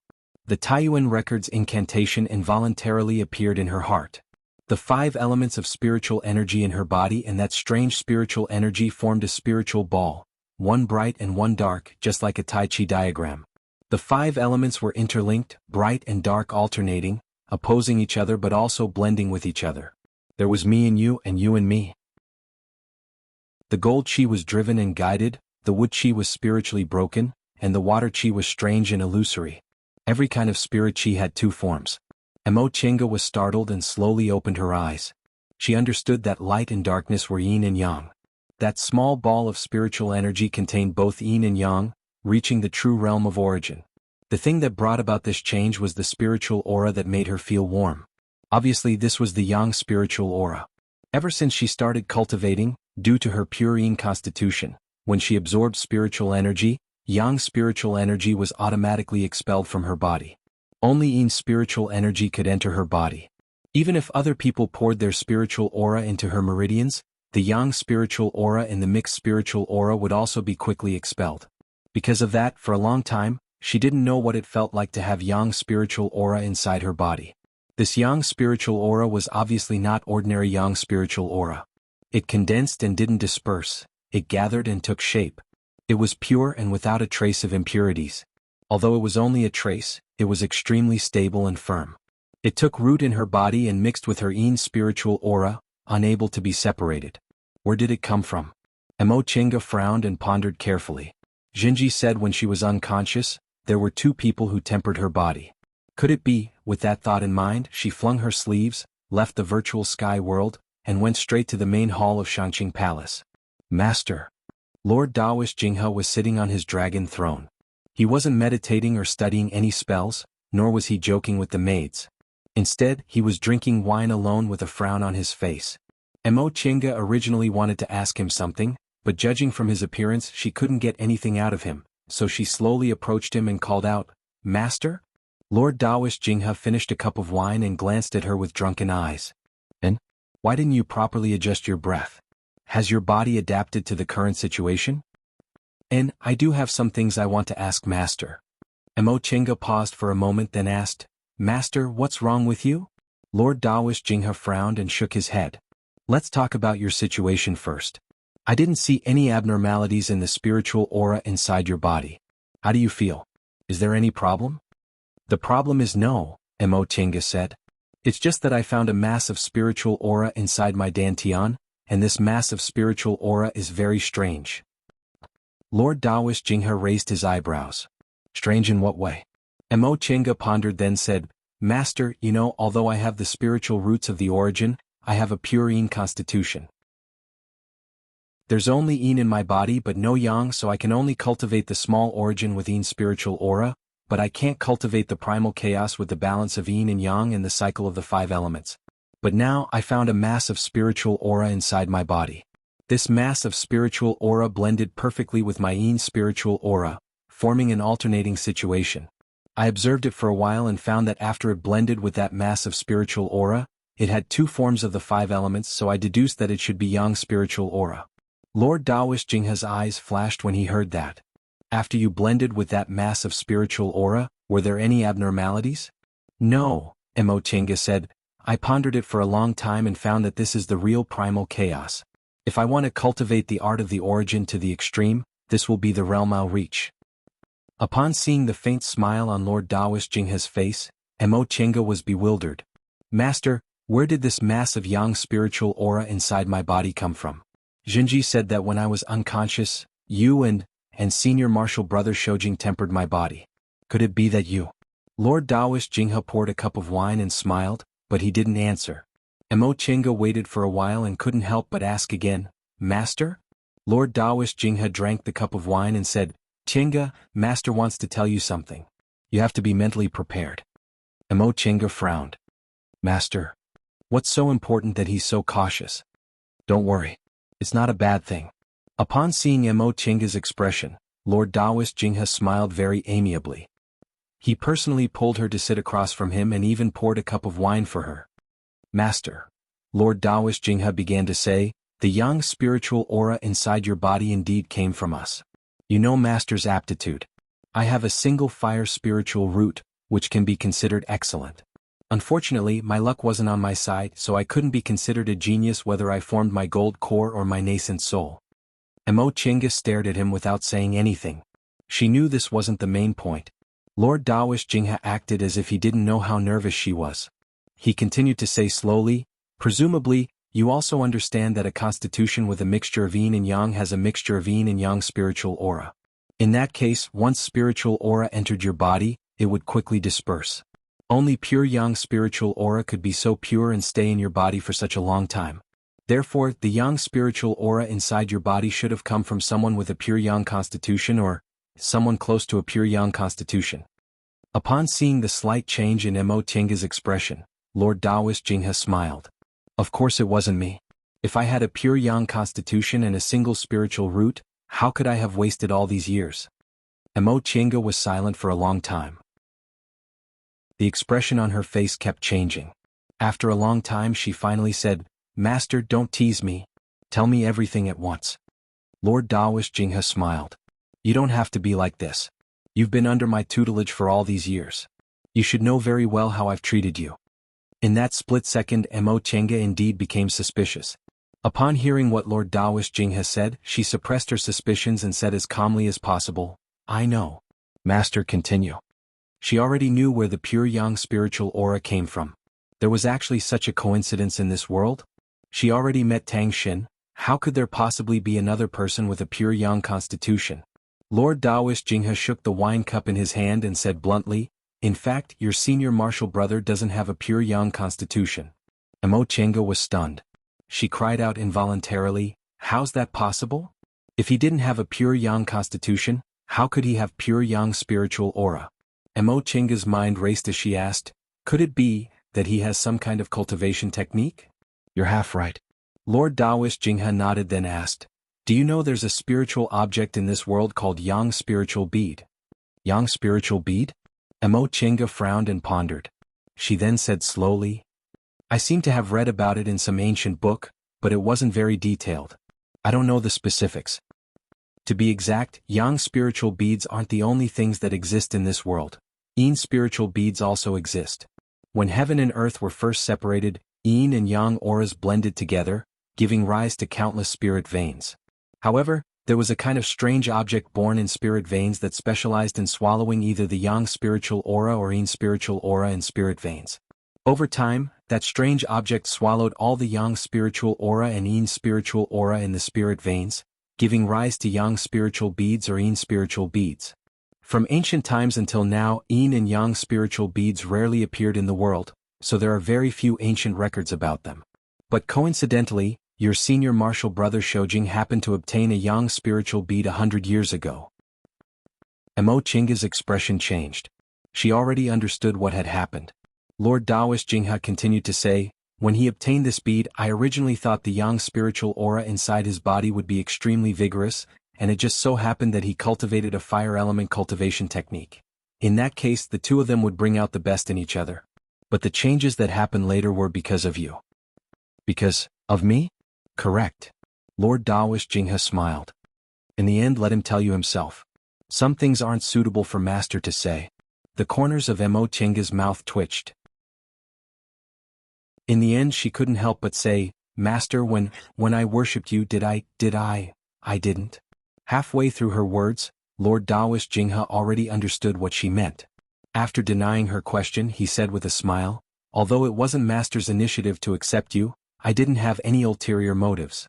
You're Master's last disciple now, so no matter what I do, I won't force you to do anything. As for how you'll walk your own path in the future, it's up to you. At this point, Lord Dawish Jingha smiled again and patted her shoulder softly. Don't let your imagination run wild. It's time for you to form your gold core. If you put your mind on other things, you'll inevitably have a flaw in your mental state, and that wouldn't be a good thing. Emo Chenga nodded, trying her best to calm down. Although she was naturally suspicious, she trusted her own judgment more. She worshipped Master as her Master's disciple for nearly 40 years. She saw and felt how Master treated her with her own eyes. If Master had any bad intentions, why would he treat her like that all these years? However, when she suddenly heard this news, she couldn't help but be shocked. What kind of situation was this? And these 3 years, what were they? Chapter 252. The sky above Clear Spring Peak was cloudless, and the spiritual aura was faintly discernible. Emo Chenga closed her eyes and stood in the air with her palms facing each other. A thin spiritual aura circulated back and forth between her palms. This spiritual aura was thin at first, but it gradually thickened and finally gathered into a very strong orange color. Emo Chenga frowned deeply as if she was enduring something. Before long, this spiritual aura suddenly soared and completely enveloped her body, forming a spiritual aura shield. Emo Chenga opened her eyes and heaved a sigh of relief. After obtaining this Yang spiritual aura, the real origin finally appeared in her body. Unfortunately, this spiritual aura was really rare, so she could only use some small spells. This was a small spell recorded in Taiyuan record called Art of the Origin. This spell used spiritual aura to defend oneself. It consumed very little spiritual aura, but its defensive ability was very good. If one was proficient in using it, they could absorb a lot of attacks during fights of magical power. When cultivators in the foundation building realm and above fought, their magic tools often carried spiritual aura attacks, so they would use spiritual aura shields during fights of magical power. This art of the origin was also a kind of spiritual aura shield, but it consumed much less spiritual aura than ordinary ones. While she was practicing it over and over again, Mo Chenga's heart suddenly skipped a beat. She instinctively looked into the distance. She felt the spiritual aura in his body surging, and he couldn't control it at all. Suddenly, his meridians were seriously injured, and he vomited a mouthful of blood. In the air, a humanoid figure wrapped in black aura descended and sneered. Qin Shoujing, how do you feel? It doesn't feel good to be surrounded by devil aura, does it? She wiped the blood from the corner of his mouth and stood up unsteadily. Although his face was pale, his eyes were calm. It's just SOSO. Standing several feet away from him, the person heard his words and laughed. You're indeed Qin Jinghe's disciple. You're tough. Even so, he waved his hand, and the black aura once again wrapped around Qin Shi. Qin Shi had nowhere to retreat and was about to be wrapped up, but suddenly, a flame shot out of his hands and forced the black aura back a bit. Huh. The person was greatly surprised. You can actually force back my primordial devil aura? Qin Shi smiled. A long sword flickering with flames suddenly appeared in his hand. It had an amazing momentum and a threatening spiritual aura. With this sword in hand, even though he was heavily injured, he still had some power. Three-Yang Real Fire Sword. This is the Three-Yang Real Fire Sword? The man muttered to himself with interest. You're quite interesting, Junior. You can be considered a rare treasure to be able to repel my primordial devil chi. Unfortunately, you're destined to die by my hands today. Hehe, this old man loves talented people. You can also be considered a character, so I'll let you try and see whether your Three-Yang Real Fire Sword can harm this old man. Qin Shi didn't say anything. The flame on the sword in his hand became even brighter. It floated in the air and hovered in front of him. As he stared at the sword, a hint of killing intent flashed in his eyes. He raised his head and looked at the monster covered in black gas. Seeing the look in his eyes, this person became even more excited. He was waiting for this interesting junior to make his last stand. The Three-Yang Real Fire Sword slowly floated up, and the flames became more intense. Qin Shi closed his eyes and gathered his aura. He was just about to make his move, all of a sudden he changed his hand seal. The Three-Yang Real Fire Sword turned into a raging flame and shot towards this person. In the blink of an eye, Qin Shi turned into a flight light and flew in the opposite direction. This person raised his hand and waved. The flame in front of him was instantly extinguished. How could it be as powerful as it was just now? When he saw the fleeing flight light, his expression suddenly changed. Qin Shoujing.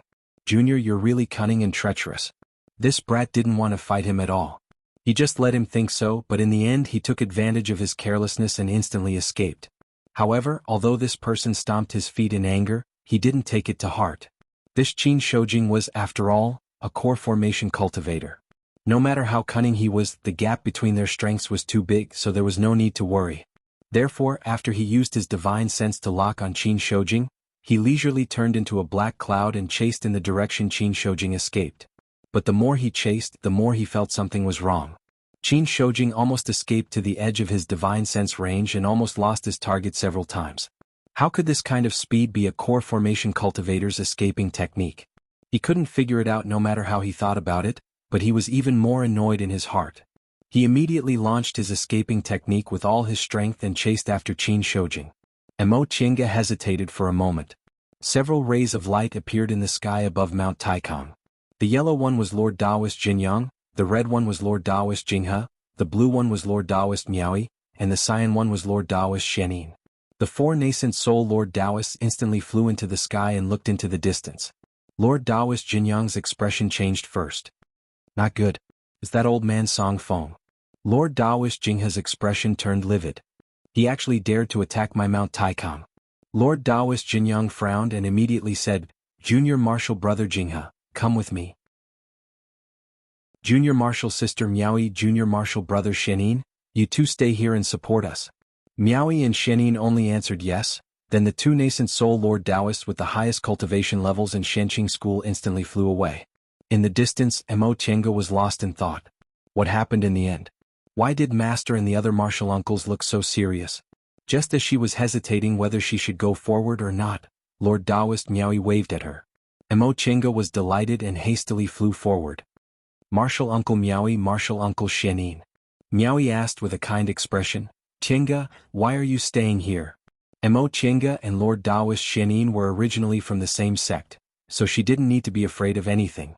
Although Lord Taoist Miaoi didn't have many dealings with Clear Spring Peak, she had always been kind to juniors like them. Now that she heard Miaoi's question, Emo Chinga said bluntly, Martial Uncle Miaoi, my heart is beating very fast. Did something big happen? Miaoi was a bit surprised to hear that, but she quickly replied, something big indeed happened, but your master and Martial Uncle Jinyang are here, so you don't need to worry. You should go back to avoid being affected. With 4 nascent soul cultivators here, she indeed had no right to intervene. Emo Chinga had no choice but to agree. Yes. After she left, Miaoi glanced at Xianin and said, Junior martial brother Xianin, your junior martial sister's senses are really sharp.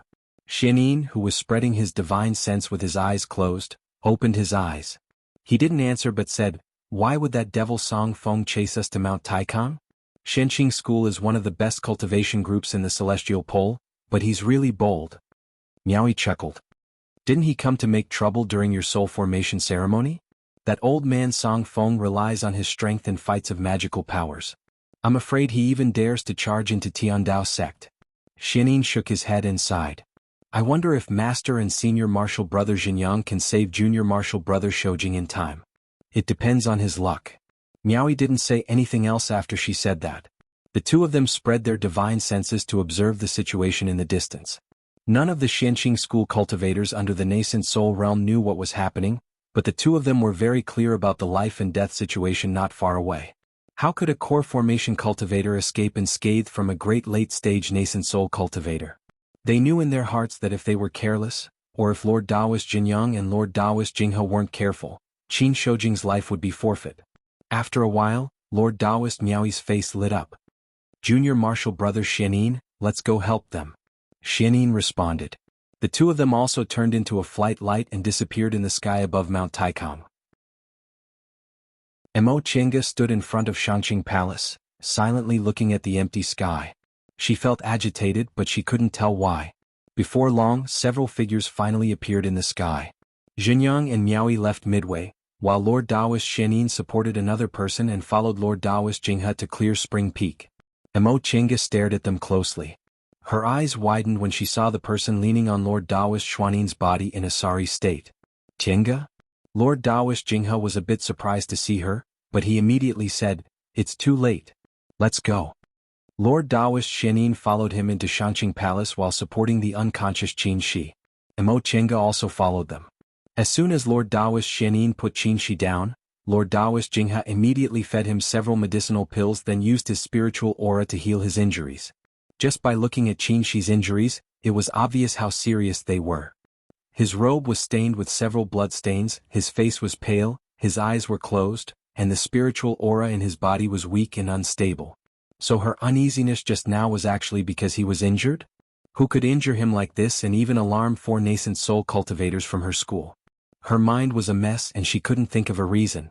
Lord Taoist Xianin noticed it and said in a low voice, Chinga, if you're anxious you might as well wait outside. Don't disturb Master. Emo Chinga was about to say something, but she heard Lord Taoist Jinghe suddenly say, No Chinga, come here. Emo Chinga was stunned and approached him. Master? Lord Taoist Jinghe pointed at Qin Shi and said, Right now the spiritual aura in his body is chaotic, and his meridians and dantian are both heavily injured. Although I used medicinal pills and spiritual aura to suppress his injuries, it's very difficult to smooth his spiritual aura. His meridians and dantian are too seriously injured. If I use too much force his injuries will worsen. Only your Yin's spiritual aura is attracted to it and it's gentle, so I can give it a try. Emo Chinga was puzzled. Master, don't delay. With a solemn expression, Lord Taoist Jinghe shouted, Quick, use your spiritual aura to enter his meridians and slowly nourish them. Guide his spiritual aura back to his meridians. Don't worry, I'll tell you what to do. Without time to explain, Lord Taoist Jinghe helped Qin Shi up and told Emo Chinga to place her palm on the Lingtai acupoint on his back, then pour her spiritual aura into it. Emo Chinga did as she was told and slowly poured her spiritual aura in, but her whole body trembled. The spiritual aura in Qinshi's body was completely out of control. A cultivator's spiritual aura was generally controlled inside his meridians. It flowed between his meridians and finally gathered in his dantian, just like blood. However, the spiritual aura in Qinshi's body was now running around everywhere. It wasn't bound by his meridians at all. This kind of situation was quite dangerous. Cultivators cultivated both their meridians and their bodies, but their meridians were always more important than their bodies. Although their bodies were full of spiritual aura, they definitely couldn't withstand the dense spiritual aura in their meridians. In particular, the higher one's cultivation level was, the more severe this kind of situation was.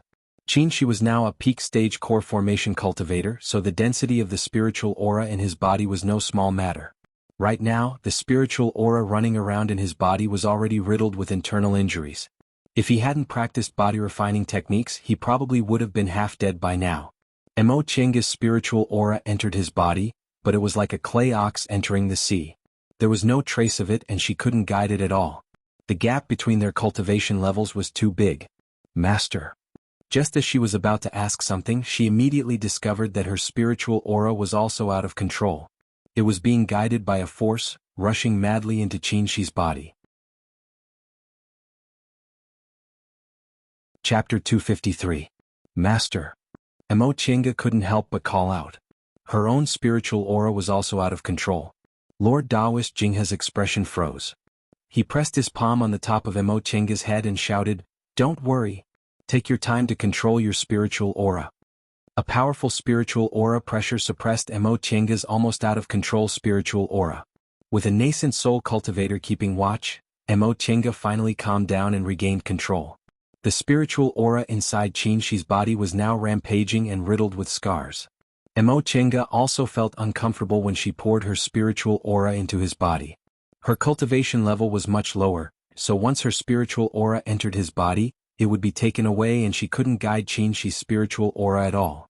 Even with Lord Daoist Jinghe's support, she could only barely control her spiritual aura. However, she couldn't resist the mutual attraction of yin and yang spiritual aura. The two streams of spiritual energy intertwined with each other, both absorbing her spiritual energy and drawing in his spiritual energy. Gradually, the meridians of the two connected, forming a great circulation. At this point, Mo Chenga didn't need to guide anything anymore. Their spiritual auras automatically mixed and slowly recovered some kind of pattern. His spiritual aura gradually withdrew from every part of his body and gathered in his meridians, connecting with hers and slowly devouring all her yin spiritual aura. When Mo Chenga woke up, she couldn't tell where she was. She wanted to get up, but her vision blurred. "Auntie." Her vision gradually became clear. She forced a smile. "Jinji?" Yi Jinji looked at her, wanting to say something but hesitating. In the end he just said, "Auntie, Grandmaster said your spiritual aura is exhausted, so don't rush to move. Cultivate for a few days and recover your spiritual aura first." "Really?" She rubbed her brows and suddenly remembered. "How's your master?" "Master?" He shook his head. "His situation is complicated. Auntie should ask Grandmaster about the details. But he's fine. He just won't wake up for a while." "I see." She thought for a moment then asked, "How long have I been unconscious?" "4 hours, Yi Jinji said. "Auntie, you should rest for a while. Grandmaster said you're too tired. You should rest well so you can recover your vitality sooner." Mo Chenga nodded. To make an inappropriate analogy, her current situation was as if she'd been completely plucked. She'd lost all the spiritual energy in her body, and she needed to slowly meditate and adjust her breathing in order to recover as quickly as possible. After thinking for a while, she suddenly remembered, "Your master is seriously injured. As his disciple you should be attending to him. Why are you here with me?" Yi Jinji hesitated. "But auntie, you also," Mo Chenga said, "I'm fine now so you can go. After all, you are your master's only disciple. If you don't do some things, no one will do them. Don't think that it doesn't matter, understand?" "Yes." It wasn't that Yi Jinji didn't understand. When he looked at Mo Chenga again, he saw that aside from her pale complexion, there wasn't anything abnormal about her, so he said, "Auntie, I'll be going now. If you have something to say, you must tell me." "I know. Don't worry." Once she sent Yi Jinji away, she closed her eyes and collapsed again. After a while, she regained her strength, stood up, opened the restrictions on Mingxin residents, entered the virtual sky world, and began to adjust her breathing. Although the late stage of the foundation building realm and the peak stage of the core formation realm were only one big realm apart, the spiritual aura difference was dozens of times. If Lord Taoist Jinghe wasn't present, her realm would have probably regressed due to the gap between their cultivation levels. Fortunately, she only had empty spiritual aura now, and her meridians and dantian were still intact. As long as she cultivated slowly for several days, her spiritual aura would naturally recover. In the next few days, aside from when Yi Jinji and Lord Taoist Jinghe came, Mo Chenga stayed in the virtual sky world to adjust her breathing. The virtual sky world was full of spiritual aura. Coupled with the many panaceas Lord Taoist Jinghe gave her, it only took Mo Chenga 3 to 5 days to recover. She left the virtual sky world and went to the main hall of Shangqing Palace. Lord Taoist Jinghe was sitting and looking at the sky, thinking about something. Master? Lord Taoist Jinghe regained his train of thought and saw her. "Oh Chenga, are you all right?" Mo Chenga dawdled for a while before finally sitting in front of Lord Taoist Jinghe. "Is Senior Marshal Brother Shoujing all right?" "He's fine." Lord Taoist Jinghe's gaze seemed to contain some kind of deep meaning. He stared at her for a long time as if he was probing her. He then said, "You don't seem surprised at all." Mo Chenga didn't understand what he meant. "Surprised about what?" Lord Taoist Jinghe smiled and said, "I remember you've been my disciple for so many years, but you've never met your senior martial brother Shoujing. I've also never mentioned his name in front of you." Mo Chenga was stunned. She realized what he wanted to say, so she lowered her head in silence. Lord Taoist Jinghe heaved a sigh of relief and smiled. "It seems I don't need to say anything. You already knew." Mo Chenga was silent but calm. She knew Qin Shi, but she'd never met Qin Shoujing. When she saw him that day, she didn't have any doubts that he was a core formation cultivator. Today, she even asked about senior martial brother Shoujing as if it was a matter of course. What did this mean? Lord Taoist Jinghe picked up the wine cup and drank it. He then looked at her again. "Can you tell Master when you found out?" Mo Chenga lowered her head and fiddled with the jade pendant on her waist. This spirit-concealing pendant was originally hanging around her neck, but it was snatched away by Ruan Mingzhu in the 10,000 Laws of Nature formation. Later, when she woke up, it was Yi Jinji who returned it to her. The round jade pendant was engraved with exquisite cloud patterns. In the middle of one side, a small Qin character was engraved. When she was 10 years old, she obtained this jade pendant and it never left her side. In her spare time, she also held the jade pendant and thought about what its previous owner was like. Did he have bad intentions? Later, when she came to Shenqing School, it wasn't that she didn't want to meet Master Taoist Shoujing, but she never had the chance to. That was until she entered Zhong Muling's virtual sky world during the demonic beast riot. In the year of the demonic beast riot, I went to war with senior martial sister Suxin. Lord Taoist Jinghe was stunned. "So early?" Mo Chenga lowered her head and smiled, but there was no smile in her eyes. "At first, I never thought about it. Until that year when I went to war with senior martial sister Suxin. We went to Luoyan Cliff and accidentally entered Great Ancestor's virtual sky world. I heard Great Ancestor say that senior martial brother Shoujing went missing for several days because he accidentally entered Great Ancestor's illusory sky formation. Later, Great Ancestor said there was a boy surnamed Qin, who came to look for me. I thought it was senior martial brother Shoujing, but it turned out to be senior martial brother Qin. You became suspicious just because of that?" Mo Chenga shook her head. "At that time, I just thought it was very strange. Later, when we left the virtual sky world, senior martial brother Qin was obviously injured, but I heard senior martial brother Shoujing was heavily injured and went back to Mount Taikang. Later, I never heard any news about senior martial brother Qin again." Lord Taoist Jinghe was silent for a long time before he finally said, "No wonder you never asked about that senior martial brother Qin all these years. In the virtual sky world, Great Ancestor once talked to another deification senior in front of me. He said senior martial brother Shoujing had a yang spiritual bead. At that time, I didn't know what a yang spiritual bead was. Later, senior martial brother Qin came to look for me. Great Ancestor also said senior martial brother Qin had metal and fire dual spiritual roots, both of which belong to the yang attribute, and he also had a yang spiritual bead. I became suspicious. Many things about Qin Shoujing weren't secrets in Shenqing School. For example, he had metal and fire dual spiritual roots. Even an ordinary part-time disciple would know about this. Moreover, even if she didn't know what a yang spiritual bead was from what great ancestor said, she also understood it was a rare spiritual treasure in the world. How could two people have it at the same time? At this point, Mo Chenga smiled again. There are some things that might be normal if you don't have any suspicions, but if you have suspicions you'll feel like there are flaws everywhere. After I had this thought, I carefully thought about it. Which part of the so-called senior martial brother Qin looked like a low-level cultivator? When he was in Yunwu sect, he didn't like to talk to low-level disciples like us because the difference in realms was too big, so he had nothing to say. Later, when my secret was leaked and second uncle and I escaped from Mount Yunwu, we were besieged by a group of foundation-building cultivators. As soon as senior martial brother Qin arrived, he saved us. I originally thought he had some kind of secret technique and it was inconvenient for him to tell me. Later, I thought everything would make sense if he was a core formation cultivator. Lord Daoist Jinghe smiled. Master also thought I couldn't hide it from you for too long, but I never heard you mention it all these years, so I thought I really hid it from you. The most important thing is, if senior martial brother Qin really existed, why was he unknown in Shenqing school? I never thought I'd find an excuse for senior martial brother Qin, but after I thought about it, I realized it was completely reasonable to replace senior martial brother Shoujing's identity with senior martial brother Qin's. Lord Daoist Jinghe heaved a long sigh.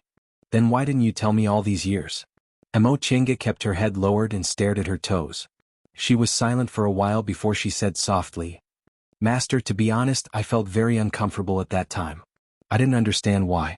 I was very grateful to senior martial brother Qin for taking care of me all the way back then, but when I suddenly discovered this matter, I always wondered what he was trying to do. Lord Daoist Jinghe, who had been quietly listening to her, now frowned and shook his head. You've always been steady, but you're still young and your temperament is a bit suspicious. When you suddenly discovered this matter, you inevitably panicked and always thought about the worst. What happened after that? After that? I paid attention for a long time. Sure enough, if I didn't ask, there seemed to be no trace of senior martial brother Qin in the whole of Shenqing school. At that time, I even suspected that his name was fake, right? Lord Daoist Jinghe smiled. His name was real. However, before Shi'er formed his gold core, he didn't use his real identity when he was outside. After he formed his gold core, according to the school's rules, he didn't use his real name anymore and used his Daoist name. Not to mention outsiders, even among the disciples of the school, only a few know his real name. Mo Chenga also smiled. She didn't know whether she should feel a bit gratified or not. At least his name was real. Lord Daoist Jinghe asked again, It's been several decades but you never said it. Is it because you mind or because you've forgiven him? Mo Chenga paused for a while then said slowly, In terms of identity, he's your blood-related descendant and also your direct disciple. I was accepted by Master as your disciple because of him. In terms of cultivation level, he's a core formation cultivator and is about to advance to the nascent soul realm, but I haven't formed my gold core yet. What position do I have to forgive him or not? Lord Daoist Jinghe frowned. You're belittling yourself like this. Could it be that you still have resentment in your heart? Chapter 254. Mo Chenga was silent for a while then shook her head. I'm not belittling myself, it's just the truth. I know the difference between the peak stage of the core formation realm and the late stage of the foundation building realm. Even if I'm talented, I'm still a foundation building cultivator before I form my core or nascent soul. Lord Daoist Jinghe sighed. I really don't know if you're clear-headed or if you're too demanding on yourself. None of his disciples were like her. She was already a nascent soul cultivator's disciple, but she still regarded herself as an ordinary foundation-building cultivator. Mo Chenga looked up with a smile. Master, when have I ever belittled myself? In Shenqing school I can do whatever I want. I can look down on them in terms of status, but I can't in terms of mentality. After a long time, Lord Daoist Jinghe finally said, You're very smart. Although you're not the most intelligent among Master's disciples, you're the smartest. Knowing where one should stand and what one should do, this was also a kind of wisdom. After saying that, Lord Daoist Jinghe immediately asked, You think you're in no position to forgive him? What's your attitude towards him? Mo Chenga was silent again. There were some things even she herself wasn't sure about. Master, Senior martial brother Shoujing and my father are friends, so I should regard him as an elder, but, when I met him, I only thought he was an ordinary aura-refining disciple. Lord Daoist Jinghe heard the hesitation in her words and couldn't help but say, When your father met he was almost 300 years old, right? And if we're talking about age, your father is almost 200 years older than him. Besides, they were just in trouble together, so how could there be a difference in seniority between you two? Besides, we cultivators don't stick to seniority. There are precedents even between master and disciple. Emo Chenga lowered her head and said nothing. She didn't stick to seniority, she just needed to find a reason for herself. I've seen it all these years. If you didn't care about him, you wouldn't have been unwilling to mention him for dozens of years? Master! Emo Chenga called out hurriedly. She looked up at Lord Dawish Jingha, then lowered her head again and said slowly, "Don't talk nonsense." I didn't think about anything. Lord Dawish Jingha paused and said anxiously, "Why didn't you think about anything? You clearly—" Master. Emo Chenga once again interrupted him with a frown. What are you talking about? Lord Dawish Jingha could sense the blame in her words, so he thought about it and decided not to say anything. Young girls were always more troublesome. It was not good to say too much and embarrass them. All right. Lord Dawish Jingha retreated in defeat. I won't talk about this matter anymore. Between the two of you, one wants to form his nascent soul, while the other wants to form her gold core. It's not the right time. By the way, if you've recovered, go and help your senior martial brother heal his injuries. His spiritual energy has already returned to his meridians, but his injuries haven't healed yet. Your spiritual energy is the best for him to heal his injuries. Don't worry about any more problems. His spiritual energy has already flowed smoothly, so he won't forcefully absorb your spiritual energy anymore. Emo Chenga wanted to refuse, but Lord Dawish Jingha didn't give her a chance to do so. Right after he finished speaking, he assumed a cultivation posture and closed his eyes. Go quickly. It's already very early. After hesitating for a while, she finally obediently left Shangqing Palace. After she left, Lord Dawish Jingha opened his eyes and said to himself, "This kind of matter. I'll let you talk about it yourself. That brat will wake up soon, it all depends on your luck." Emo Chenga's mind was extremely chaotic. She stood at the gate of Shangqing Palace for a while, then sent a summoning talisman. Before long, Yi Jinji rushed over and said happily, "Auntie, are you all right?" Emo Chenga smiled somewhat absent-mindedly. "How's your master?" "Master's fine, he just hasn't woken up yet." Yi Jinji was a bit confused. Did she specifically call him over just to ask about this? She could have asked him through the summoning talisman. "Take me to see him." "Huh?" Emo Chenga made up her mind and said, "Your grandmaster ordered me to heal your master." Yi Jinji was stunned for a moment, but he suddenly understood what Lord Dawish Jingha meant. He wanted to say something, but he felt there were some things he couldn't say, so he could only swallow his words. "Got it. Andy, come with me." The two of them flew to an uninhabited hilltop. Yi Jinji was the first to land. Emo Chenga looked around. She felt this place was very familiar. She saw Yi Jinji walking towards a bare rock wall, making a series of hand seals, then using a jade talisman to open a formation. All of a sudden she had a flash of inspiration. She finally understood why this place looked so familiar. This was the place where she rejected by Yanfei when she was pestered by him. "Andy?" Yi Jinji stared at her pale and red face, not understanding what was going on. Upon hearing his voice, Emo Chenga regained her train of thought. She wiped the sweat on her forehead, forced herself to calm down and walked into the cave. Forget it, forget it. How long has it been? Even if I remember, I'm afraid he doesn't. This immortal's cave wasn't much different from the original Mingxin residence. It didn't have exquisite carvings, nor did it have gorgeous and noble furnishings. It was just extremely spacious. In terms of spiritual aura, it was also one of the few spiritual lands on Clear Spring Peak. It wasn't much worse than Shangqing Palace. Master loved luxury, but every disciple he taught was different from him. Whether it was martial uncle Xianin, senior martial sister Suxin, this senior martial brother Shoujing, or even herself, none of them liked extravagance. This phenomenon was actually quite interesting. Yi Jinji took her to the innermost stone room as he let his imagination run wild. After making a series of hand seals, the stone door opened. This stone room was still very simple. With a glance, she saw Qin Shi lying on the frost jade bed. His clothes had already been changed, so he wasn't as disheveled as he was that day. However, his complexion was still deathly pale, and he was lying there silently. Emo Chenga slowly approached him and stared at the face she hadn't seen for a long time. His appearance was actually very handsome. Even in the cultivation world, where handsome men were everywhere, he didn't lose out to others. His deep eyebrows were like the lines of a sculpture. Presumably, even if he was old, he'd still look like Lord Daoist Jinghe, still giving people a sense of heroic spirit. However, she missed the Qin Shi from Mount Yunwu. Although he was somewhat handsome, he wore the clothes of a low-level disciple and was unremarkable everywhere. Even though he didn't have the slightest bit of elegance back then, even though his cultivation level was extremely low, even now, she had to admit that 40 years of time didn't erase her love for him. Even though they hadn't met for 30 years, his face was still deeply engraved in her heart. What was love? She was still confused, but she remembered that the man she fell in love with in the 10,000 laws of nature formation and when she was under the 5 hindrances overturning senses was his appearance. So what if she admitted it? During those 2 months she had a good impression of him. In the following few years her feelings gradually faded, but she suddenly discovered his deception.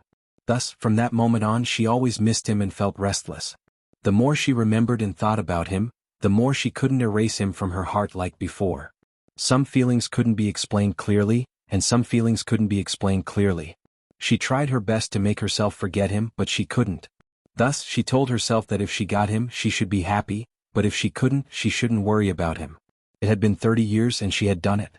However, she had to admit that she wanted to stand at the top of the world and hold the whole world in her hands, but she still hoped that he was still standing by her side.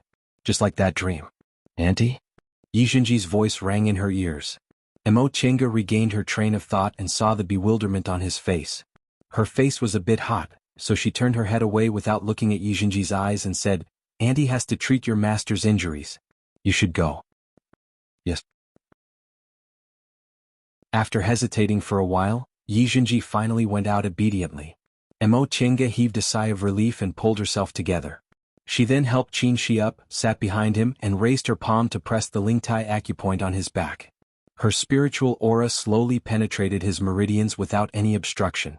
When it entered his meridians she still felt a sticky force, but it wasn't as strong as it was that day. She slowly controlled her spiritual aura and added it to his spiritual aura. The yin and yang spiritual aura naturally mixed together, and in the end he seized control of her spiritual aura. Although this time he still slowly seized her spiritual aura, the process was slow, and the power he used wasn't strong. Besides, the process of treating other people's injuries consumed spiritual aura. Emo Chenga didn't know that when she was unconscious, Qin Shi not only didn't consume any spiritual aura when he treated her, but it even increased. This was also the reason why the gap between their cultivation levels was too big. For Qin Shi, treating her injuries and tempering her body didn't require too much spiritual aura, and he more or less obtained some spiritual aura from her. But compared to him, Emo Chenga only had this much spiritual aura. Qin Shi automatically absorbed too much spiritual aura from her, so her spiritual aura decreased instead of increasing. After a while, half of the spiritual aura in her body was used up, so Emo Chenga made a prompt decision and stopped injecting spiritual aura into his body. If she absorbed too much spiritual aura, she wouldn't be able to stop even if she stopped.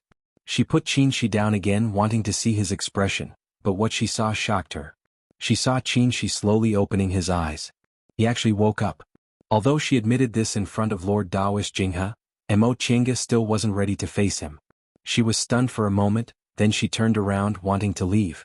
However, her wrist was grabbed and she couldn't move. "Chenga." His hoarse voice rang out. "You?" Emo Chenga stood there motionless. She couldn't leave, but she also didn't want to turn around. Confusion appeared on Qin Shi's face. He discovered that his meridians were flowing with both familiar and strange yin spiritual aura. After a long time he finally said with a sigh, "You know," it was just a sentence but it made her feel tears welling up in the corners of her eyes. The two of them were silent. He didn't let go, but she also didn't turn around. This was the first time he faced her with the identity of Qin Shoujing. He didn't hide his cultivation level or his identity. "What should I call you?" He heard her soft voice. "Senior Martial Brother Qin or Senior Martial Brother Shoujing?" He was still silent, unable to say even half a word. Thus, she turned around and looked at him with a distant and strange gaze. "Tell me, what should I call you? Is it important who I am?" He moved his gaze, raised his head and looked at her. "Qin Shi is me and Qin Shoujing is also me. Whether it's Qin Shi or Qin Shoujing, they're both the same person." "Yes, they're both the same person." Emo Chenga stared at him. She slowly raised her smiling face, but her gaze was ice cold. But the meaning is completely different. He saw the indifference and alienation in her eyes, so he was a bit stiff. He couldn't help but want to ask, why is it different? Mo Chinga smiled, but her smile didn't reach her eyes. Senior Marshal Brother Shoujing, there are some things you don't need to say too clearly. It was just a form of address, but it already explained her attitude. She didn't say anything. Thus, she gently shook off his hand, turned around and left.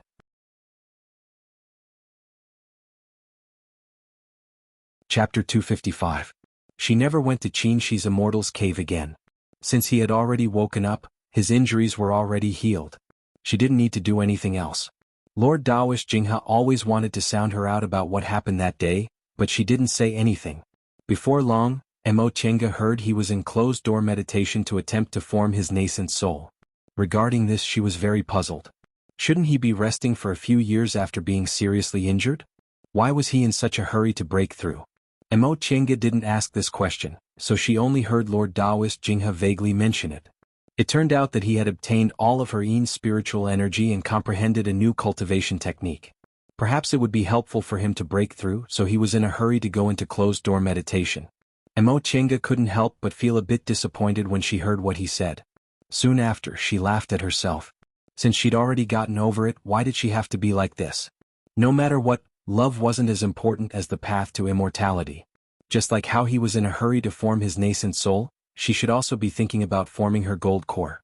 Thus, after preparing for several days, she reported to her master and decided to go into secluded meditation. He set up restrictions and closed the immortal's cave. Mingxin residents no longer allowed anyone to enter or leave. He then entered the virtual sky world and began to meditate in closed-door meditation. Cultivation knew no time. Year after year. Spring, summer, autumn, and winter light flashed by. Unknowingly, more than 10 years had passed. In these 10 years, many things had happened. For example, when Han Qingyu formed her gold core, Marshal Uncle Shenin, who oversaw Sweet Dew Peak, finally had his first core formation disciple and started to have the imposing manner of a nascent soul cultivator. For example, as Yi Jingwen guessed correctly, Bai Yanfei didn't marry junior marshal sister Jiang in the end. Instead, he married senior marshal sister Wu, whom he always disdained, who was Marshal Uncle Miaoi's last disciple. Another example would be Marshal Uncle Ling Su passing away in meditation. First, junior marshal sister Jiang was disappointed in love, and then she suffered such a blow. She shut herself in the drifting cloud peak all day and rarely saw people. Luo Fengshua's guess was also correct. For example, after Marshal Uncle Lingshu passed away in meditation, none of the several Shenqing school disciples who were in closed-door meditation succeeded in forming their nascent souls, including Qin Shoujing. In the first year of Mo Chinga's closed-door meditation, after Qinshi's injuries healed, he formally entered closed-door meditation to form his nascent soul. 2 years later, he finally failed. Another 4 years passed and he once again went into seclusion to break through to the nascent soul realm, but he still didn't succeed. 16 years passed in a flash. Mo Chinga finally reached the peak stage of the foundation building realm and temporarily came out of her closed-door meditation. Reaching the peak stage of the foundation building realm at the age of 78 was still an inconceivable age. Even with Qin Shoujing's outstanding achievements, Clear Spring Peak's gloomy mood caused by Qin Shoujing's repeated failures to form his nascent soul also somewhat dissipated. In fact, if Mo Chinga hadn't deliberately suppressed her cultivation speed and suffered serious injuries several times, she should have formed her gold core by now. However, the path of cultivation was filled with thorns. Being heavily injured or even having one's cultivation regress was a path that cultivators had to take, so there was no need to dwell on it. Mo Chinga was sitting in Mingxin Residence's small reception hall, listening to Luo Fengshua's idle chatter with her. She lowered her head and remained silent for a long time. Luo Fengshue had already advanced into the middle stage of the foundation building realm.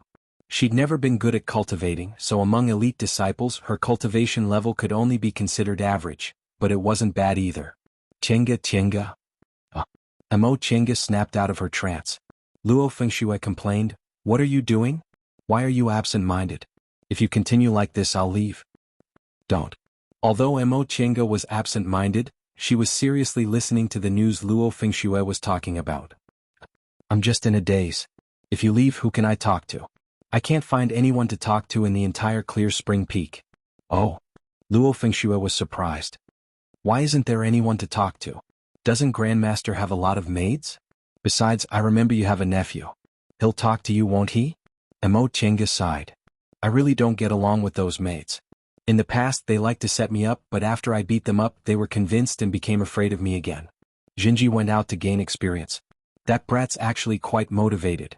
He knows he doesn't have enough experience. As for Master, he could have talked to him, but he's obviously in a bad mood these days, so I didn't provoke him. Grandmaster's in a bad mood? Luo Fengshua thought for a moment, then asked, is it because martial uncle Shoujing failed to form his nascent soul? Probably. Emo Chenga lowered her head and answered faintly, I think Master's certainly disappointed. Although he always said senior martial brother Shoujing formed his gold core too early and should have done things more steadily, seeing him fail again and again, it'd be strange if he wasn't anxious. If I were him, I'd also be anxious, Luo Fengshua said with a frown. Alas, I'm so angry. Before martial uncle Shoujing formed his nascent soul, many people in the school said he'd definitely succeed. But now, everyone says soul formation isn't core formation, and whether martial uncle Shoujing is a genius or not can only be determined by his soul formation. Although Luo Fengshue moved to Sweet Dew Peak with Lord Daoist Shenin, Clear Spring Peak was the place she belonged to since she was a child, so she always felt unhappy when others talked about Clear Spring Peak. Emo Chenga, on the other hand, was calm. She smiled and said, if they want to say it, then say it. I think although Master must feel uncomfortable, he still doesn't care about those people. That's true. Luo Fengshua mumbled, then said, in fact, I also find it strange that martial uncle Shoujing actually failed to form his nascent soul. Moreover, he failed twice in a row. If it hadn't happened, I wouldn't have believed it. Emo Chenga was stunned. She then asked with a smile, why? Isn't it normal to fail to form one's nascent soul? I remember that among the nascent soul lords in our school, only the head Grand Supreme Elder succeeded in his first attempt. The others all succeeded several times, right? Lord Daoist Miaoyi, who was also known as a genius, also tried to form her nascent soul 3 times before she advanced. That's true, but this is martial uncle Shoujing. Luo Fengshue emphasized. Because he's martial uncle Shoujing, everyone thinks he should succeed in his first attempt. How could that be? Emo Chenga shook her head. She thought to herself, in the end it's because Qin Shoujing was deified that those rumors started, right? Presumably, with his double spiritual roots, he surpassed geniuses with single spiritual roots. He formed his gold core at 78 years old and reached the peak stage of the core formation realm at 175 years old. What a genius. Precisely because he was such a genius, everyone had high expectations of him. They felt that if he didn't form his nascent soul in his first attempt, he wouldn't be worthy of his extraordinary reputation as a genius. In reality, he was just an ordinary cultivator. Even though he cultivated diligently and possessed rare treasures, he would still encounter bottlenecks like other cultivators. His cultivation level didn't come out of thin air. You don't say. In fact, I heard some things from Grandmaster. The reason why martial uncle Shoujing failed to form his nascent soul was because there was a loophole in his mental state. Grandmaster was very worried about this. Loophole in his mental state. Emo Chenga's heart skipped a beat. She recalled that day 16 years ago. But in the next moment, she shook her head and laughed at herself. How could she have such great charm? It had nothing to do with her. It's nothing, she said slowly. Many people simply don't realize the existence of a loophole in their mental state before they encounter it. Besides, senior martial brother Shoujing hasn't even reached 200 years old yet, so what's there to be anxious about? I've never heard of anyone forming their nascent soul before 200 years old in the history of the celestial pole. That's true, but martial uncle Shoujing seems to be very anxious this time. It's been 8 years since he last failed to form his nascent soul. During these 8 years he tried every means possible to find a lot of treasures. I heard he's going to enter closed-door meditation again now. So fast? Emo Chenga was dumbfounded. Although it was normal for people to fail to form their nascent soul, it was unusual for him to enter closed-door meditation so frequently. As far as she knew, cultivators in the celestial pole who failed to form their nascent soul would only enter closed-door meditation again after more than 10 years. If the time was too short, not only would the loophole in their mental state not disappear, but it would also become more serious. The time it took Qin Shi to form his nascent soul 3 times was indeed a bit too short. This time it took him 8 years, and the last time it was even shorter, only 4 years. You also think martial uncle Shoujing is too anxious, right? Luo Fengshue shook her head and sighed. I asked my master, but he also didn't understand what was going on. Grandmaster also didn't say anything and just let him do whatever he wanted. I found it strange. Could it be that Grandmaster isn't afraid of martial Uncle Shojing having problems forming his nascent soul? Forming one's nascent soul wasn't the same as forming one's gold core. The risk of forming one's gold core was relatively low. As long as there was someone guarding the core formation process and they wouldn't be disturbed by others, generally speaking, there wouldn't be any danger. Even if they failed, they would just have to start all over again. But forming one's nascent soul was different. If one failed in forming one's nascent soul, it was very likely that they would be lost in their inner demon. There was also a possibility that when their gold core shattered, they wouldn't be able to successfully form their nascent soul and their cultivation level would dissipate just like that. In other words, if one failed in forming one's nascent soul, it was best to do it before one's gold core shattered. If one couldn't guide the spiritual aura contained in the shattered gold core back to their dantian after one's gold core shattered, their cultivation level might be crippled. Not only would they no longer have the opportunity to form their nascent soul, but they would also be inferior to core formation cultivators. Mo Chinga also frowned when she thought up to this point. Yes, this is too strange. After obtaining Mo Chinga's approval, Luo Fengxue said, in fact, it's not that Grandmaster isn't worried. Why doesn't he care?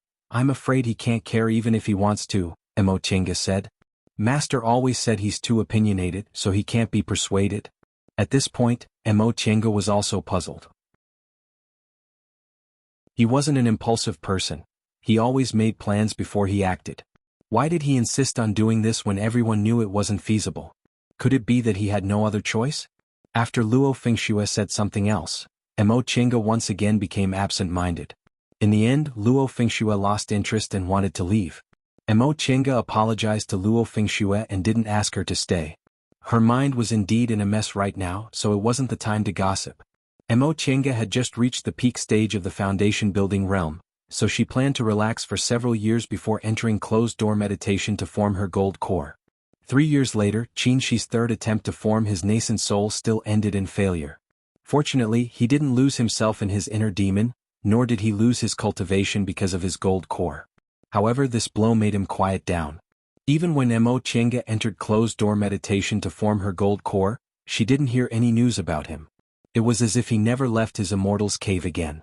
Everyone said Qin Shojing still had double spiritual roots. No matter how fast his cultivation level advanced before he formed his nascent soul, he wasn't a real genius. They completely forgot what they said before.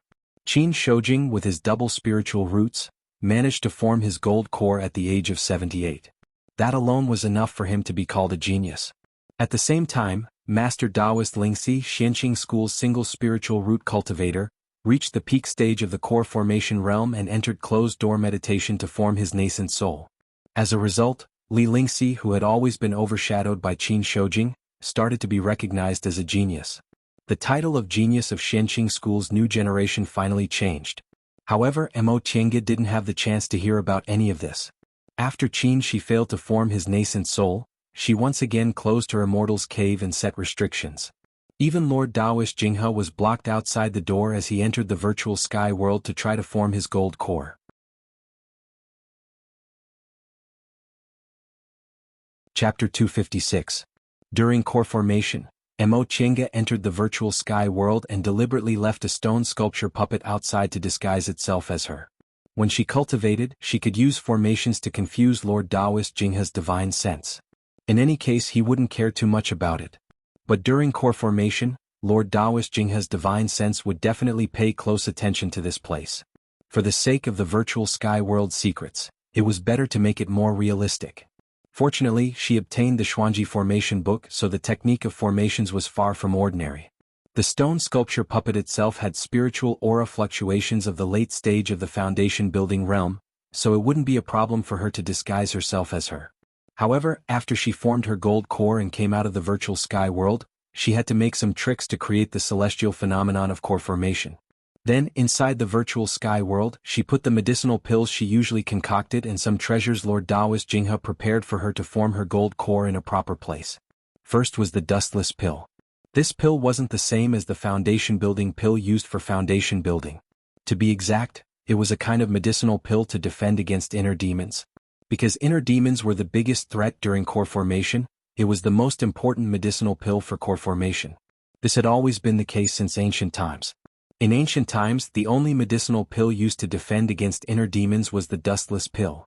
Next was the extreme purity pill. This pill contained a large amount of spiritual aura and had a similar effect to the foundation-building pill. After taking this pill, the body would instantly release a large amount of spiritual aura.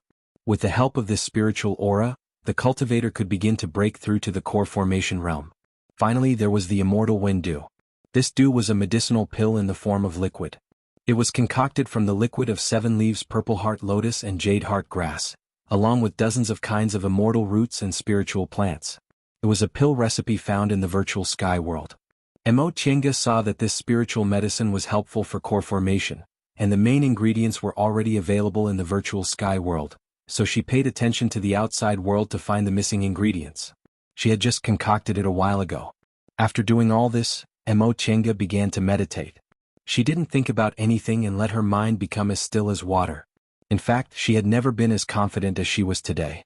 She was no longer the aura-refining disciple who possessed 5 spiritual roots despite possessing a purine constitution. She was no longer the same aura-refining disciple whose aptitude was akin to trash.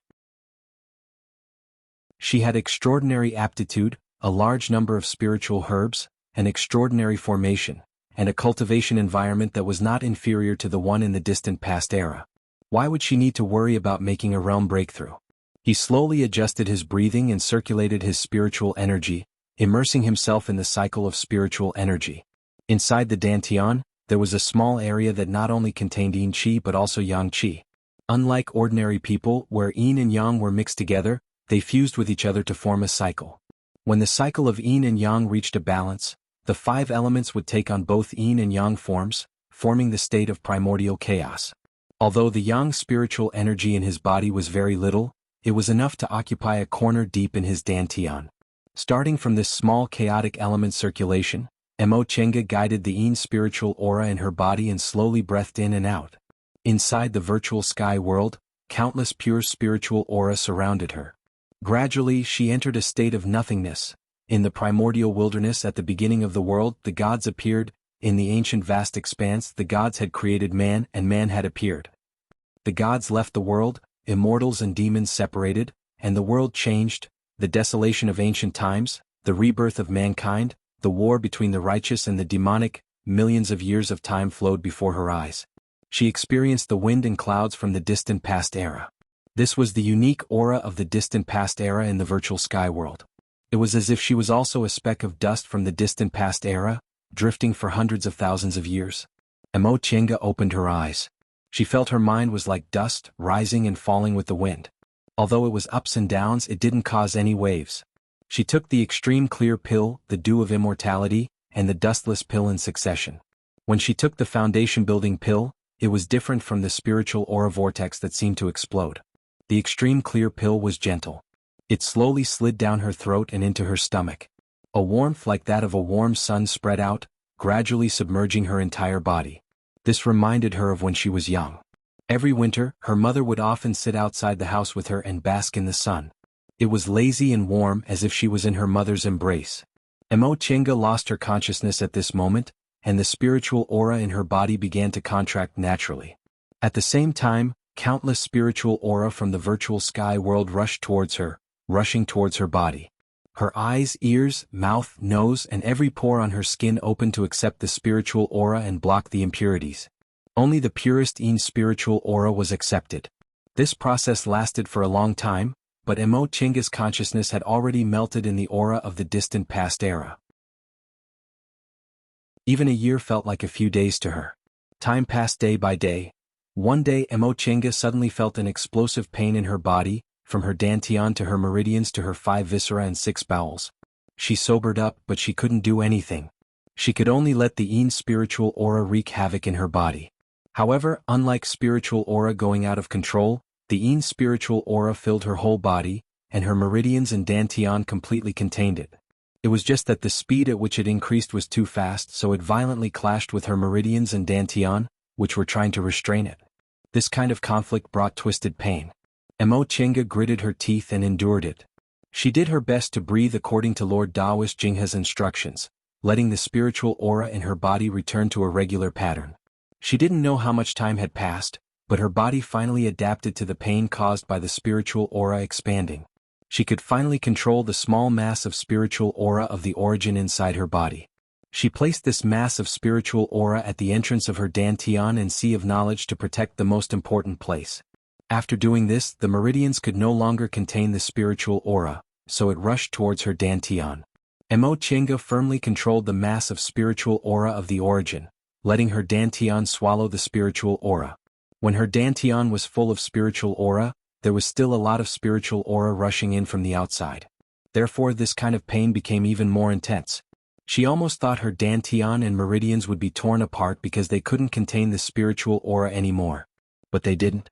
When the spiritual aura couldn't contain it anymore, it began to be squeezed. They originally existed like liquid, but after being squeezed, they became even finer and there were almost no gaps between them. Mo Chinga knew the most critical moment had come. She closed her eyes.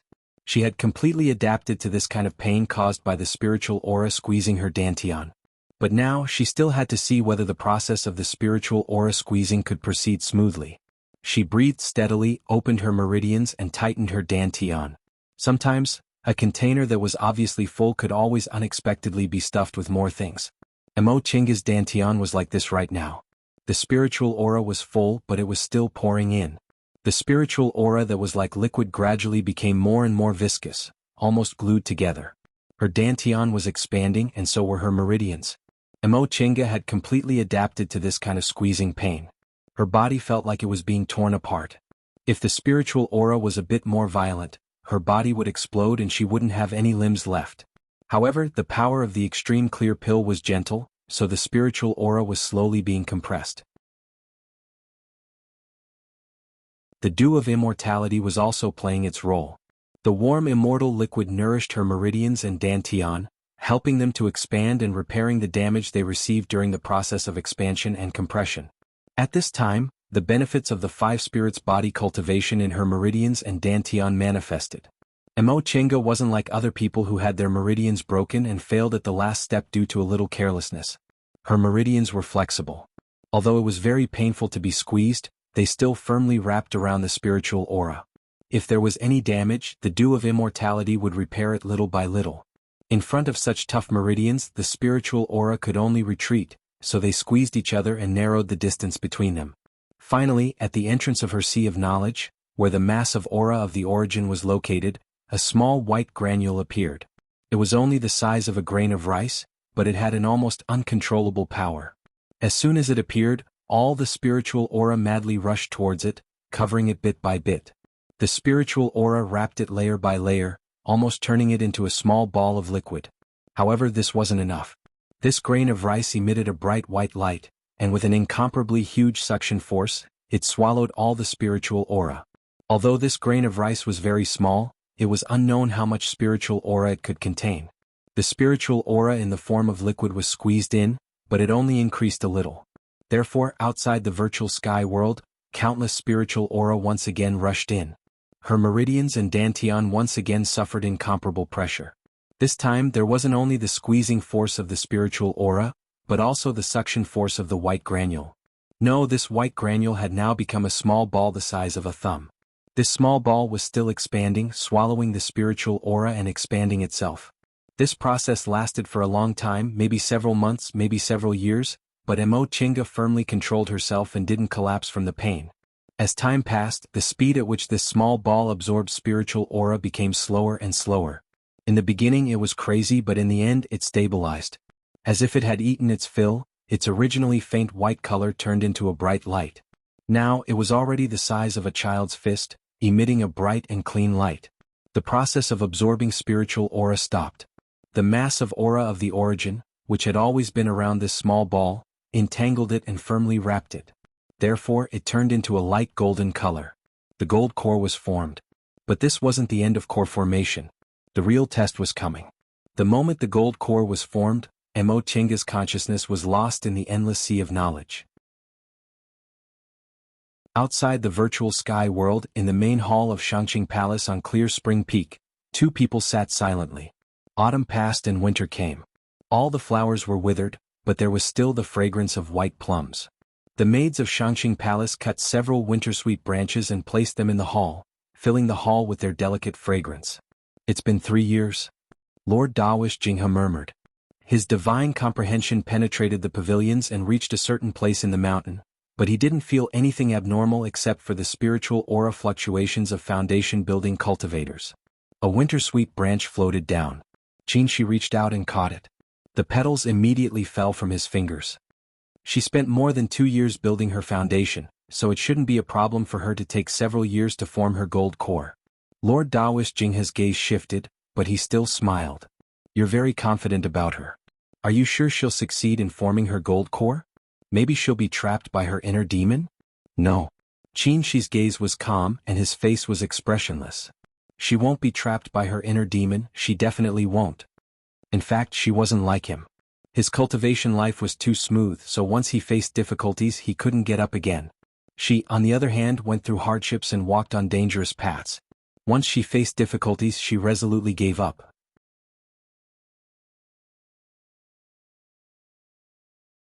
Chapter 257. Mo Tiange didn't know whether she was dreaming or not. But her fingers were warm and the air was fragrant. "Auntie." She turned around and saw Jinji running towards her. He still had a small and immature appearance. She felt something was wrong, but Jinji had already thrown himself in front of her and hugged her arm with a smile. The soft feeling was real. "Auntie, where did you go?" "I'm already in the 5th layer of the aura refining realm." The little Yi Jinji showed off. She smiled. I went to cultivate." That seemed to be the case, right? She still remembered the feeling of spiritual aura filling her body and breathing in and out. Yi Jinji pulled her and said with a smile, "Auntie, don't you find it annoying that you're always cultivating? Grandmaster said you have to strike a balance between work and rest when doing things. It's not good to cultivate all the time. Come and play with me." "This," she said, "Grandmaster has Grandmaster's cultivation method, but it's not suitable for everyone. Auntie is only interested in cultivating, and cultivating is the happiest thing for Auntie." "But..." The little Yi Jinji lowered his head. She smiled and took Xiaohua out of the spiritual beast bag. "Here, Xiaohua will play with you, okay? Go and find Hualing. Don't you play together?" "All right." Yi Jinji disappeared in the blink of an eye as if he disappeared into thin air, but she didn't feel anything was wrong. She also didn't go back to cultivate. Instead, she wandered aimlessly in the bright spring sunshine, treading on the morning dew of Clear Spring Peak. She felt as if she had nothing to do, but she also seemed to be waiting for something. The wind blew, and the air was filled with the fragrance of unknown flowers and plants. Someone came walking on the grass with light footsteps and a leisurely manner. "Why didn't you call me when you came?" he said with a smile. She also smiled and turned her head to look at the tall and straight man with a calm demeanor. His eyebrows were deep as if they were drawn by ink, and the contours of his face were sharp as if they were carved by a knife. However, his facial features were clear and moist, making people fall into them at first glance. He said with a smile, "You formed your gold core?" She nodded. "I formed my gold core." Without saying anything else, the two of them took each other's arms and walked slowly on the grass. They walked past the bright spring wind, the luxuriant summer wind, the gorgeous autumn light, and the silent winter wind, year after year. Hundreds of years passed hand in hand. They counted the years that passed in the blink of an eye. In the blink of an eye, they had reached the nascent soul and soul formation stage, standing at the peak of the world. He laughed and said, "How about this for the rest of my life? A lifetime. After reaching the soul formation stage, you will have a lifespan of at least 10,000 years. Do you really want to live like this for the rest of your life?" "I'm willing. If we can ascend, then we'll still be together. If we can't, then so be it." Mo Tiange opened her eyes and stared at the empty virtual sky world. She was alone. The absorption of spiritual energy had already stopped, and his body was quiet. After going through the 10,000 laws of nature formation, she was no longer entangled in the shadows of her childhood, but the secrets in her heart were brought out. Fortunately, she managed to break free in the end. Dreams were beautiful, but reality wasn't that bad. Eternity was just a myth. When the seas dried up and the rocks crumbled, even mortal girls would not believe it. Only the heavenly Tao was eternal. It cycled over and over, growing and multiplying endlessly. Standing up, Zhang Xian flung his sleeves, and a surge of spiritual energy swirled around his sleeves. She was already a core formation cultivator. With a faint smile, she threw the inner demons she once indulged into the past and came out of the virtual sky world.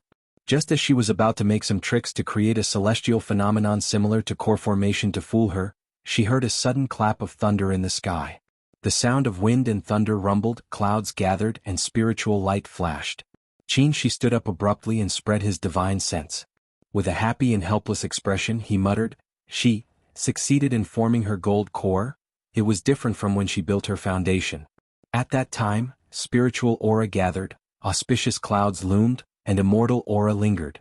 Today, however, when she formed her gold core, the wind and clouds were boundless, and the thunder was like a celebration. None of them knew that the combination of the spiritual roots of the origin from the distant past era, the art of the origin from the distant past era, as well as the cultivation environment from the distant past era, these were the conditions for Mo Chenga to form her gold core, resulted in such a strong celestial phenomenon. For a moment, the entire 7 peaks of Mount Taikang were shrouded in wind and clouds. Countless spiritual aura rushed toward Shangqing Palace on Clear Spring Peak. The weaker aura-refining disciples couldn't bear it. Their minds were shaken, and it was difficult for them to breathe. "Is this core formation or soul formation?" someone shouted. One after another, the high-level cultivators of the 6 peaks walked out of their immortals' caves and gazed in the direction of Clear Spring Peak, lost in their thoughts. Among them, Lord Taoist Jinyang gazed at the wind and clouds above Clear Spring Peak and heaved a sigh. Core formation. Someone's formed her gold core. Bai Yinfei, who followed beside him, was startled. He asked, "Master, why would core formation produce such a strong celestial phenomenon?" Lord Taoist Jinyang stroked his beard and smiled. "Your martial uncle Jinghe's luck is really good." The disciple he casually accepted is unexpectedly so talented. Presumably, in the future, Clear Spring Peak will have at least 2 more nascent soul cultivators. Bai Yinfei raised his head and looked towards Clear Spring Peak. His gaze was filled with disappointment and envy. Clear Spring Peak again. Could it be that senior martial sister Mo? As he thought about this, he felt even more upset. He originally thought he was the most outstanding disciple of this generation because he had a single spiritual root, but it turned out there had always been someone standing in front of him. He remembered that year on that deserted mountaintop in Clear Spring Peak, the woman who pointed at him, a proud son of heaven, and spoke coldly to him. He was in his 20s, so he was still too young, so he only felt angry and ashamed. However, the passage of time only verified her words one by one. Back then, when he was building his foundation, she was already in the middle stage of the foundation building realm. When he was in the late stage of the foundation building realm, she was already in the core formation realm. Even if he, Bai Yinfei, was extremely talented, he wasn't a real genius in the end.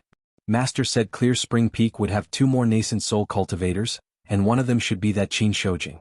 Soul formation was never a matter that could be accomplished overnight. He wouldn't be like those short-sighted disciples who thought he was ruined. He was only 200 years old, so he still had a long time to try to form his nascent soul. As for the other one, it was probably this senior martial sister Mo. Later on, he found out that this senior martial sister Mo's talent was even more outstanding than his. What he said that year was all a joke. Mo Chenga walked out of the hut. Her whole body was surrounded by spiritual aura, shining like a rainbow. A small magpie formed from spiritual aura fluttered around her. She smiled and stretched out her finger to touch it lightly. The spiritual magpie scattered and once again turned into spiritual light. She raised her head and saw that the entire Mingxin residence was filled with this kind of extremely beautiful spiritual aura. Through the broken stone wall that let in the sunlight, she could see the same kind of spiritual light that filled the sky, fluttering high in the sky. Half a day later, the sound of wind, thunder, and clouds finally calmed down. The auspicious clouds dispersed, and the spiritual light also quieted down. The disciples of Clear Spring Peak and even all the disciples of Shenqing School learned of one thing. Lord Taoist Jinghe's last disciple, martial uncle Mo, formed her gold core and from then on, entered the ranks of core formation cultivators. Mo Chenga hadn't even left Mingxin residence, but she already received countless summoning talismans congratulating her. There were friends she was familiar with such as Yi Jingguan, Luo Fengxue, Han Qingyu, Guangzhu, Zhanbai, and so on. There were also core formation senior martial brothers and sisters she'd never met before. When she was in the foundation building realm, although she was Lord Taoist Jinghe's disciple and only needed to call fellow core formation cultivators senior martial brother or senior martial sister, when she met them, there was still a gap in their realms, so those people only treated her with a bit of courtesy but didn't interact with her. It wasn't until today, when she officially became a core formation cultivator, that these core formation senior martial brothers and sisters finally took out the enthusiasm of a peer and sent congratulatory letters. Mo Chenga read them one by one and sent the same summoning talismans expressing her gratitude. She then walked out of Mingxin residence and entered the main hall. Lord Daoist Jinghe rarely sat upright on the dragon throne and looked at her with a smile. Although he wasn't the one who taught this disciple, he always had a laissez-faire attitude and let her develop as she pleased. Nevertheless, step by step he guided her in the right direction. Mo Chenga knelt down and kowtowed sincerely. "Disciple thanks Master for your 60 years of teaching." Lord Daoist Jinghe accepted her kowtow and gently waved his sleeve, lifting her up. "The path of cultivation is rugged and bumpy. You have to experience everything on your own. Master can only guide you this much. You still have to work hard in the future." Yes, disciple will keep it in mind. One after another, Xianqing school disciples learned that the last disciple of Lord Daoist Jinghe of Clear Spring Peak, who was only 84 years old, successfully formed her gold core and entered the ranks of core formation cultivators. After more than 100 years, after Master Daoist Shoujing and Master Daoist Lingxi, Xianqing school once again produced a genius cultivator who formed her gold core within 100 years. For a while, even the news of Master Daoist Lingxi entering closed-door meditation to form his nascent soul was no longer attractive. Because Master Daoist Lingxi also failed to form his nascent soul in the end and had just come out of closed-door meditation. As a result, in just 3 years, the title of the most outstanding genius disciple of Xianqing school's new generation once again changed hands. After Mo Chenga learned about this, she didn't know whether she should shed tears of sympathy for this unfortunate Master Daoist Lingxi or not. In the 100 years when he was supposed to be the most glorious, Qin Shoujing, who was the same age as him, had always been above him. When Qin Shoujing was pulled down from the pedestal, he finally obtained the title of genius, but then she appeared out of nowhere. As for this so-called genius title, Mo Chenga just laughed it off. In the celestial pole, Xianqing school was famous for producing genius cultivators. Lord Daoist Jinyang 1,000 years ago, Lord Daoist Miaoi several hundred years later, Master Daoist Shoujing and Master Daoist Lingxi more than 100 years ago, and now it was the youngest Mo Chenga and Bai Yanfei. Now both Qin Shoujing and Li Lingxi encountered setbacks in their soul formation. Bai Yanfei was 82 years old, but he was still in the late stage of the foundation building realm. Presumably, it would take him more than 100 years to form his gold core. Mo Chenga was the only one who successfully formed her gold core at the age of 84. She was only slightly slower than Qin Shoujing, but she was much faster than Li Lingxi. But so what? Although there were very few high-level cultivators in the celestial pole, there were more than 100 nascent soul cultivators. If they couldn't form their nascent soul, they couldn't be called real geniuses. This was the case for Qin Shoujing, Li Lingxi, Mo Chenga, and Bai Yanfei. This was the world of cultivation. Even if it was just a title, it was still very realistic. Chenga, every disciple who forms their gold core must be given a Taoist name. Since you've successfully formed your gold core, we'll choose a day to hold your core formation ceremony to celebrate your success. Master. Mo Chenga was a bit hesitant. "I don't want to be so ostentatious." Lord Daoist Jinghe smiled. "It doesn't have to be ostentatious. Any disciple who forms their gold core must do this. At that time, there will be more than one Lord Daoist as your witness. Those who have a master will be given a Daoist name by their master. Those who don't have a master will be given a Daoist name by the head Grand Supreme Elder. You don't need to refuse. Every disciple has to go through this step." Yes. Since he said that, Mo Chenga could only agree. In addition, since you've formed your gold core, Master should give you a separate Immortal's Cave. It just so happens that after your martial uncle Shenin forms his nascent soul, no one will take over his Immortal's Cave. From now on, that Immortal's Cave will be given to you. Mo Chenga was pleasantly surprised. "Thank you, Master." She knew about Lord Daoist Xuanin's former Immortal's Cave. The main Immortal's Cave was enormous, and there were many small Immortal's Caves surrounding it for disciples to live in. Although the spiritual aura there was slightly inferior to that in Xianqing Palace, its scale was still rare even among core formation cultivators' Immortal's Caves. Lord Daoist Jinghe smiled. "Alright, you've just formed your gold core, so you should go and stabilize your realm first. There are still many things that I'll tell you later." "Yes, Master."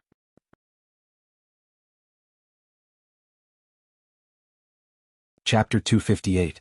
The date of the core formation ceremony was soon set. Qin Shoujing and Li Lingxi both failed to form their nascent souls, so the enthusiasm of Xianqing school disciples for cultivating was severely damaged. Mo Qianga just happened to form her gold core at this time, so it was a good time to boost the disciples' morale. Mo Qianga, who originally planned to keep a low profile, finally found that her core formation ceremony was grander than she had imagined. Of course, the core formation ceremony couldn't be compared to the nascent soul ceremony. Not only were cultivators from other cultivation groups not invited, but only cultivators in the foundation building realm and above were invited to the ceremony. As for aura refining disciples, they could come, but there was no requirement if they didn't come. However, this kind of ceremony usually only had 1 or 2 nascent soul cultivators and half of the core formation cultivators at most.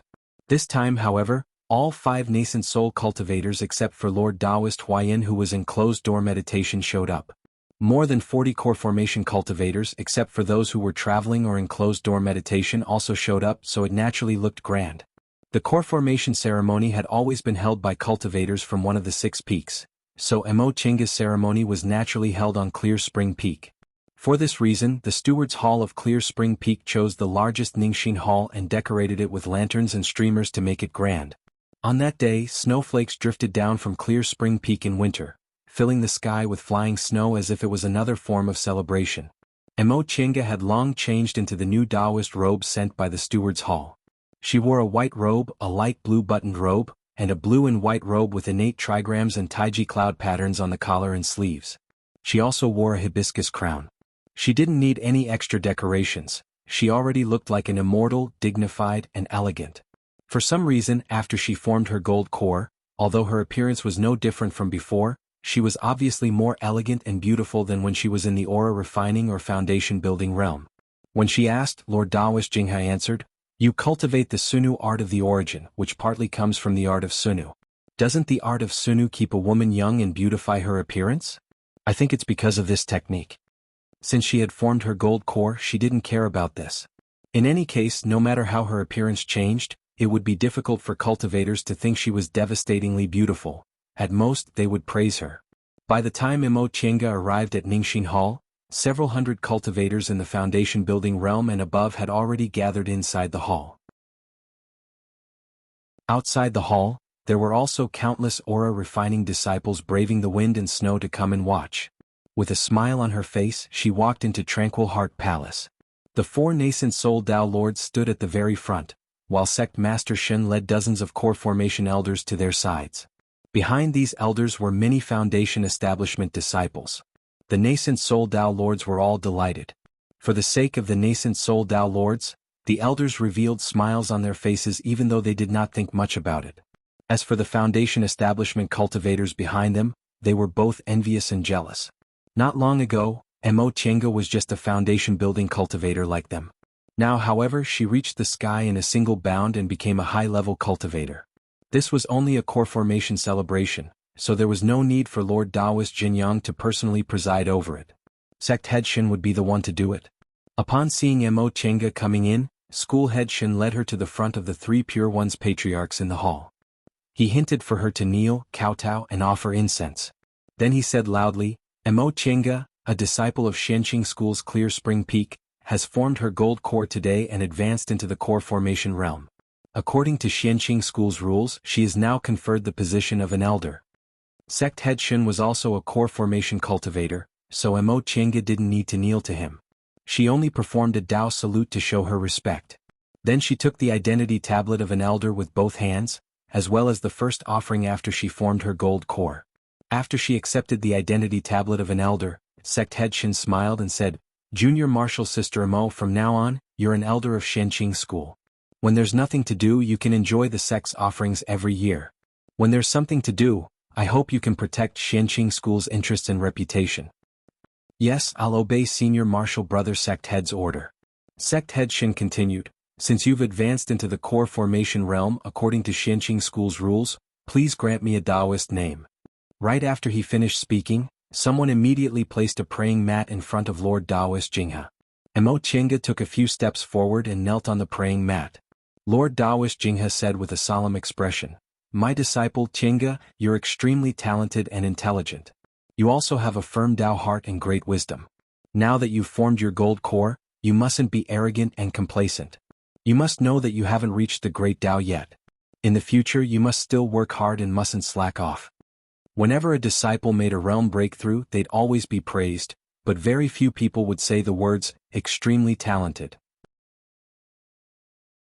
Lord Taoist Jinghe relied entirely on her spiritual roots of the origin, which were only seen once every several thousand years, so he used the words, extremely talented. Presumably, there really weren't any cultivators in the world who were more talented than her. Of course, those deification cultivators who'd been born a long time ago didn't count. Disciple will sincerely follow master's instructions. Lord Taoist Jinghe revealed a faint smile. He stroked his short beard with his right hand and muttered, the path to the great Tao is filled with untold hardships. The divine path is indistinct, and the immortal path is boundless. You seek the immortal path, and your state of mind can only be described as tranquility. You should also seek the subtlety of the Tao. You mustn't act rashly and you should keep a calm heart. Therefore, Master bestows upon you the Taoist name Qingwei. Mo Chinga's gaze flickered, but her face remained expressionless. She lightly kowtowed. Qingwei thanks Master for bestowing the name. Lord Taoist Jinghe nodded with a smile. Upon seeing this, school head Shin took over. I've already kowtowed to thank Master for his kindness. Junior Martial Sister Qingwei, please rise. Mo Chinga once again saluted him, then stood up. She was led to the center by school head Shin, and school head Shin announced loudly, disciples, I hereby announce that Clear Spring Peak disciple Mo Chinga has been bestowed a name by her master, Lord Taoist Jinghe. From now on, her name is Master Taoist Qingwei. Once school head Shin finished speaking, the core formation cultivators standing on both sides congratulated her. Congratulations to Junior Martial Sister Qingwei for advancing to the core formation realm.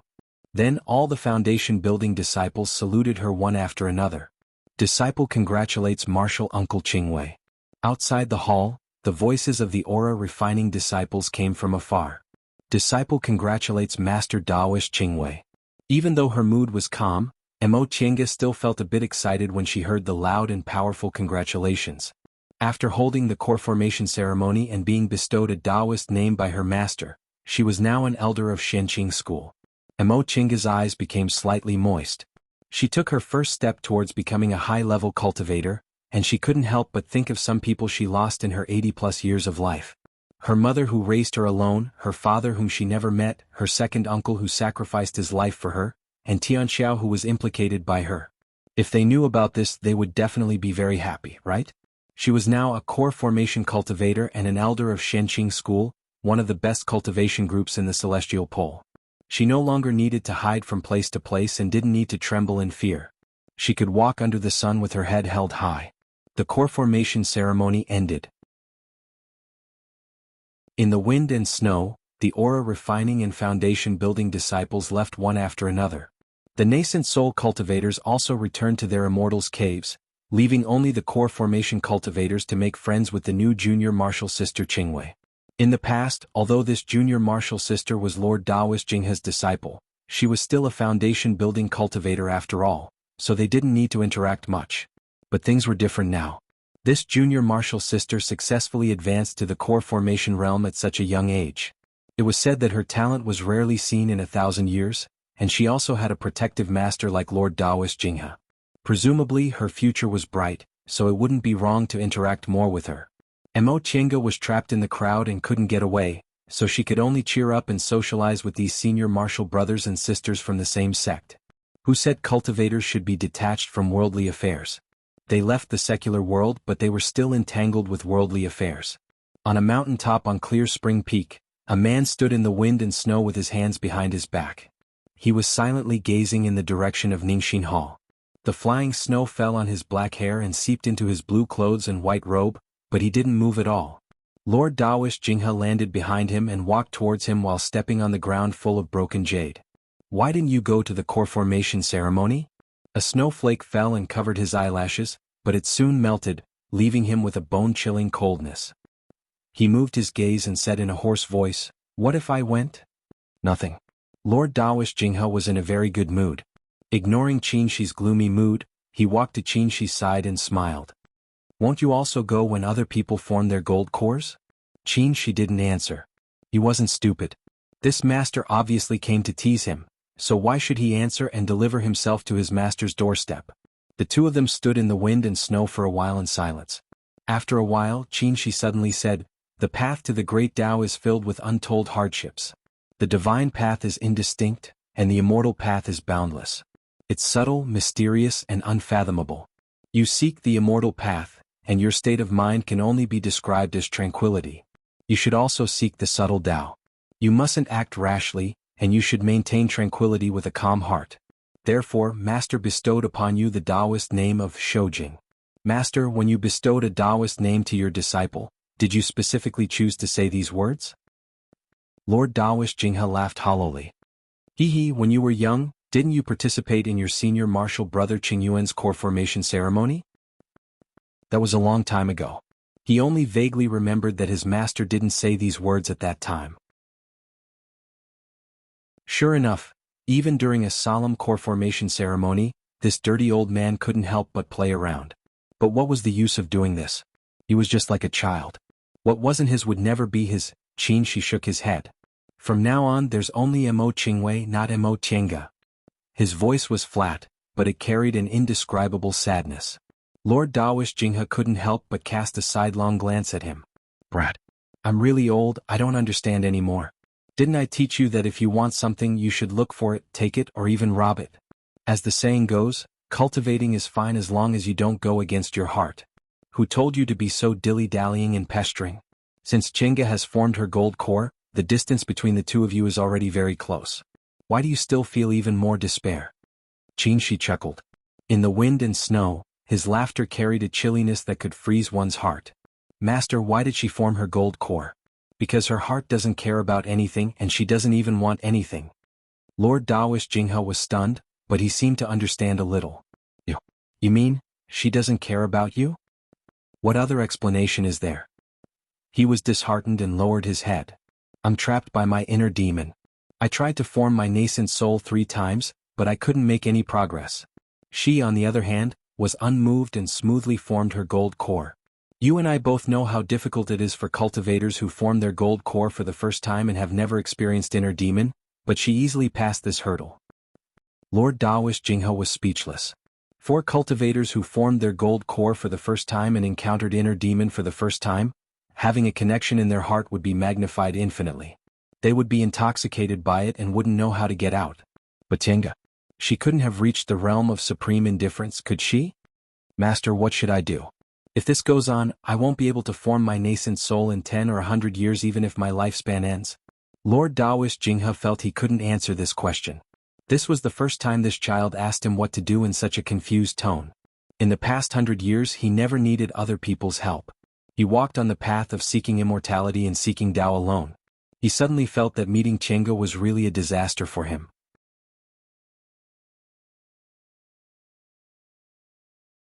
Chapter 259. With a new immortal's cave, Mo Qingge moved again. Fortunately she didn't have many things. The important things were either in her Qingquan bag or in the virtual sky world. She simply packed up her usual belongings and moved to Lord Taoist Xuanin's original immortal's cave without moving the tables and chairs. When she first came to Clear Spring Peak, she lived in the small immortal's cave next to Lord Taoist Xuanin's. That was the first decent immortal's cave she lived in. Now she returned to her hometown as the master of the main immortal's cave. Lord Taoist Xuanin moved to Sweet Dew Peak a long time ago, and all his disciples also moved away. Such a large immortal's cave now belonged to her alone. Although she knew Xianqing School as a big cultivation group in the Celestial Pole, treated high-level cultivators very generously, giving her an immortal's cave of this size to a cultivator who just formed her gold core. Mo Qingge knew this was because Lord Taoist Jinghe loved her so much. Thinking up to this point she smiled. How fortunate was her life. Although she lost a lot of things, she also obtained a lot of equally precious things. After advancing to the core formation realm, because she didn't have any disciples for the time being, the steward's hall asked her and sent several foundation building disciples to tidy up her immortal's cave. If she didn't mind, she could stay and continue to handle chores. In Xianqing School, if a foundation building cultivator wasn't an elite disciple, the disciples' rations were far from enough for their cultivation, so they usually sought some errands.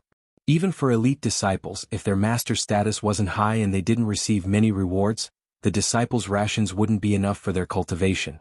When Mo Chenga first entered Shenqing School, she was brought back by Lord Daoist Jinghe's beloved disciple, Master Daoist Shoujing.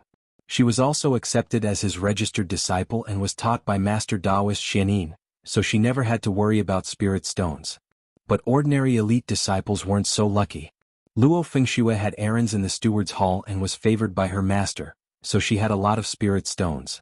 Yi Jingwen would occasionally take errands to earn some spirit stones for his cultivation. This was also the case when he was ordered to go to the secular world to bring her back to Shenqing School. For foundation-building disciples, the best job was to enter the steward's hall and become a steward. Not only did they have a bit of authority, but they also had a stable income of spirit stones. However, the downside was that they couldn't go into closed-door cultivation for long periods of time, which would affect their cultivation. The only thing they lacked was handling some chores for the school. There were some things that the aura-refining disciples didn't feel at ease handing over to them if their cultivation levels were low, so they, the foundation-building disciples, would have to handle them. If they wanted to enter closed-door meditation, they only needed to ask for a leave of absence or entrust it to someone else. The downside was that there wouldn't be too many spirit stones and it wasn't stable. There was another job that was both good and bad, and that was to help core formation cultivators. To say that it was good was even better than the first method. He could meet a core formation cultivator, and if he did well, he might even be rewarded. How could a core formation cultivator be so easy to serve? If they encountered one or two with a bad temper, not only would they torment them, but they would also deduct their spirit stones. Moreover, generally speaking, core formation cultivators all had disciples under them. They would let their disciples do all the good work, leaving them with only some menial tasks. However, for a core formation cultivator like Mo Chenga, who had just formed her gold core, didn't have any disciples, had an extraordinary identity, and had Lord Daoist Jinghe as her backer, working for her was a very good job. She had just formed her gold core and didn't have any disciples, so she wouldn't be too picky. They also had good jobs.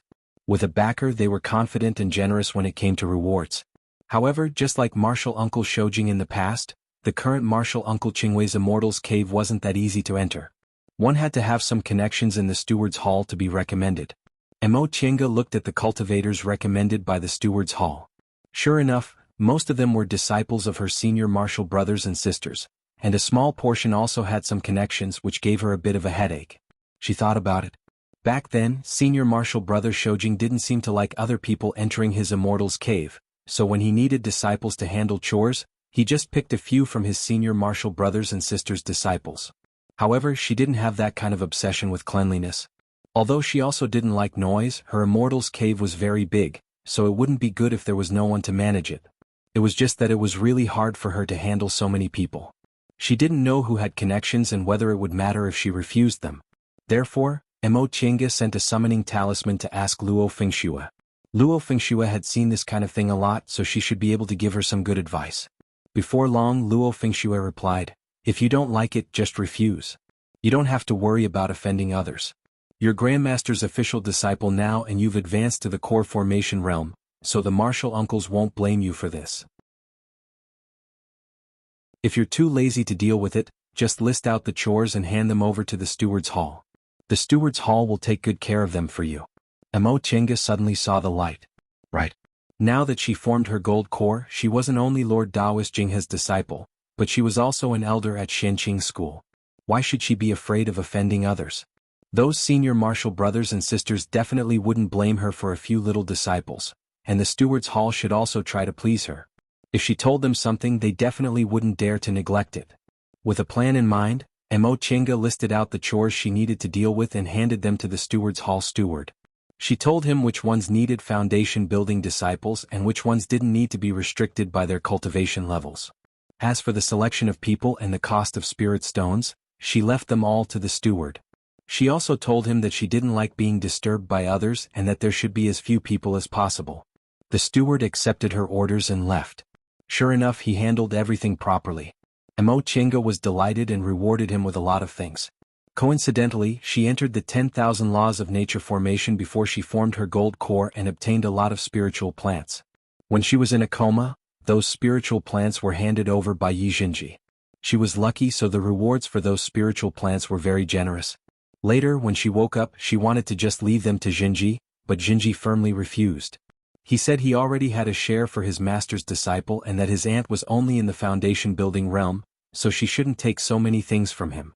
Mo Chenga gave it some thought and gave up. These spiritual plants had always been kept in her Qingkuan bag, so she could use them to reward these disciples. Seeing that she was really generous, these disciples who came to do chores became even more diligent. As she thought about Yi Jinji, Mo Chenga sat in her new immortal's cave in a daze for a while. When she and Qin were both in closed-door meditation, Yi Jinji went down the mountain by himself. He said his cultivation level had already reached the peak of the early stage of the foundation-building realm, but his mental state wasn't experienced enough, so he should go out and gain experience.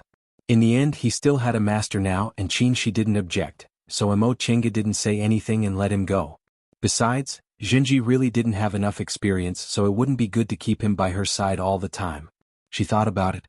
Although her cultivation path could be considered smooth since she came to Shenqing school, how many things had she experienced in her childhood? She had long cultivated her firm and courageous character. Jinji, however, wasn't like that. His cultivation path was too smooth, so he practically didn't have any mental state experience. If he didn't go out and gain experience, he wouldn't be able to grow.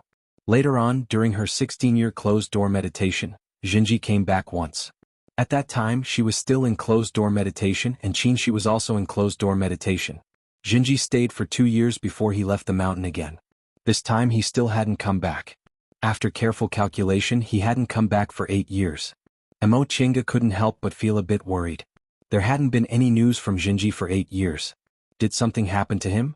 He did leave his blood essence and kept it with Qin, but Qin didn't say anything, so presumably he was fine. But where did Jinji go in the end? He clearly knew she was going to form her gold core soon, but he unexpectedly didn't come back for 8 years. This was too unusual. With this thought in mind, Mo Chenga sent a summoning talisman to the steward's hall, asking them to find Yi Jinji's whereabouts. Maybe this child was trapped somewhere and needed help. Aside from the immortal's cave and Jinji, there was another matter that gave Mo Chenga a headache. She advanced to the core formation realm at the age of 84, which once again caused a sensation in West Kunwu. Many cultivators from other cultivation groups came to congratulate her. If she refused to meet them, she'd be putting on airs. But if she met them, she really couldn't stand these social interactions. In the end, it was Luo Fengxue who gave her a suggestion. Martial Uncle Shoujing was also like this when he formed his gold core. He used stabilizing his realm as an excuse to enter closed-door meditation and let the steward's disciples handle it. No one can say anything about this reason, so you might as well do it. Mo Chenga suddenly understood. Yes, after a cultivator advanced, the most important thing was to stabilize their realm. If she said that, other people couldn't blame her. After she told the steward's disciples what Luo Fengxue said, Mo Chenga obediently stayed in her room. This was to avoid these troubles and also because she really needed to stabilize her realm. After advancing to the core formation realm, Mo Chenga could now openly take out 2 foundation building puppets. With her identity as a core formation cultivator and with Lord Daoist Jinghe as her backer, having 2 foundation building puppets would only surprise people a little. In addition to stabilizing her realm, there was another very important matter. It was time for her to refine her natal magic weapon. She had already given the refining formula for the Heaven and Earth fan to Lord Daoist Jinghe for evaluation. Lord Daoist Jinghe was full of praise for this magic weapon formula. When he learned it was created by a female cultivator several thousand years ago, he was even more fascinated. Thinking back to that era, he wished he could go back and have a chat with Primordial Lady Bishui. Mo Chenga didn't mention that Primordial Lady Bishui was her ancestor, Mo Yaoqing. She only briefly mentioned what happened in Linhai and focused on Ren Yufeng. She also gave the stone tablet she obtained from Ren Yufeng to Lord Daoist Jinghe to study. Since Lord Daoist Jinghe praised this Heaven and Earth fan so much, Mo Chenga planned to refine it as her natal magic weapon. These materials were hard to find in Linhai, but it wasn't impossible in the Celestial Pole. There were a few materials that were hard to find, so she had to spend a lot of money. Coupled with her connections in Shenqing school, there was still hope, so Lord Daoist Jinghe didn't object. Mo Chenga asked Lord Daoist Jinghe about some materials she didn't know about and informed the steward's hall to spread the news and try to find them. Among them, the most difficult to find were chalcedony over 1,000 years old and a piece of Qiyun stone. Although the other supplementary materials were few, as long as she offered a high price, there was still hope. These 2 things, on the other hand, could only be found by chance. Among them, Mo Chinga didn't know what Qiyun stone was. When she asked Lord Dawish Jingha, he only said he read about it in ancient books and never saw it in reality. For this reason, Mo Chinga specially told the steward's hall that if there was a Qiyun stone, they should buy it no matter the price. In any case, with her current net worth, she could afford the heaven realm ordinary people talked about. Even if she really didn't have enough spirit stones, she still had a master behind her. After advancing to the core formation realm, in addition to refining her natal magic weapon, she also had to change cultivation techniques for the core formation realm and take spiritual herbs for the core formation realm. But Mo Chinga didn't need to worry about this. The Taiyuan record Zhong Muling gave her could be practiced until the deification realm, and the Sunu art of the origin could also be practiced until the nascent soul realm. Zhong Muling once said that if she practiced the Sunu art of the origin and entered the deification realm, she could naturally create her own cultivation technique according to her own unique conditions, so she didn't need to worry about cultivation techniques. Needless to say, she didn't even need to concoct spiritual herbs in the short term. Originally, she concocted a lot of soul-solidifying pills and clear sky pills to practice. In addition, after she formed her gold core, the school would reward her with a lot of medicinal pills and spirit stones, which would at least allow her to practice in closed-door meditation for several years without worrying about medicinal pills. Therefore, in the following time she continued to cultivate and stabilize her realm while waiting for news about the materials for the Heaven and Earth fan. Of course, she could also collect magic weapons. After all, a core formation cultivator's ability in fights of magical power depended on magic weapons.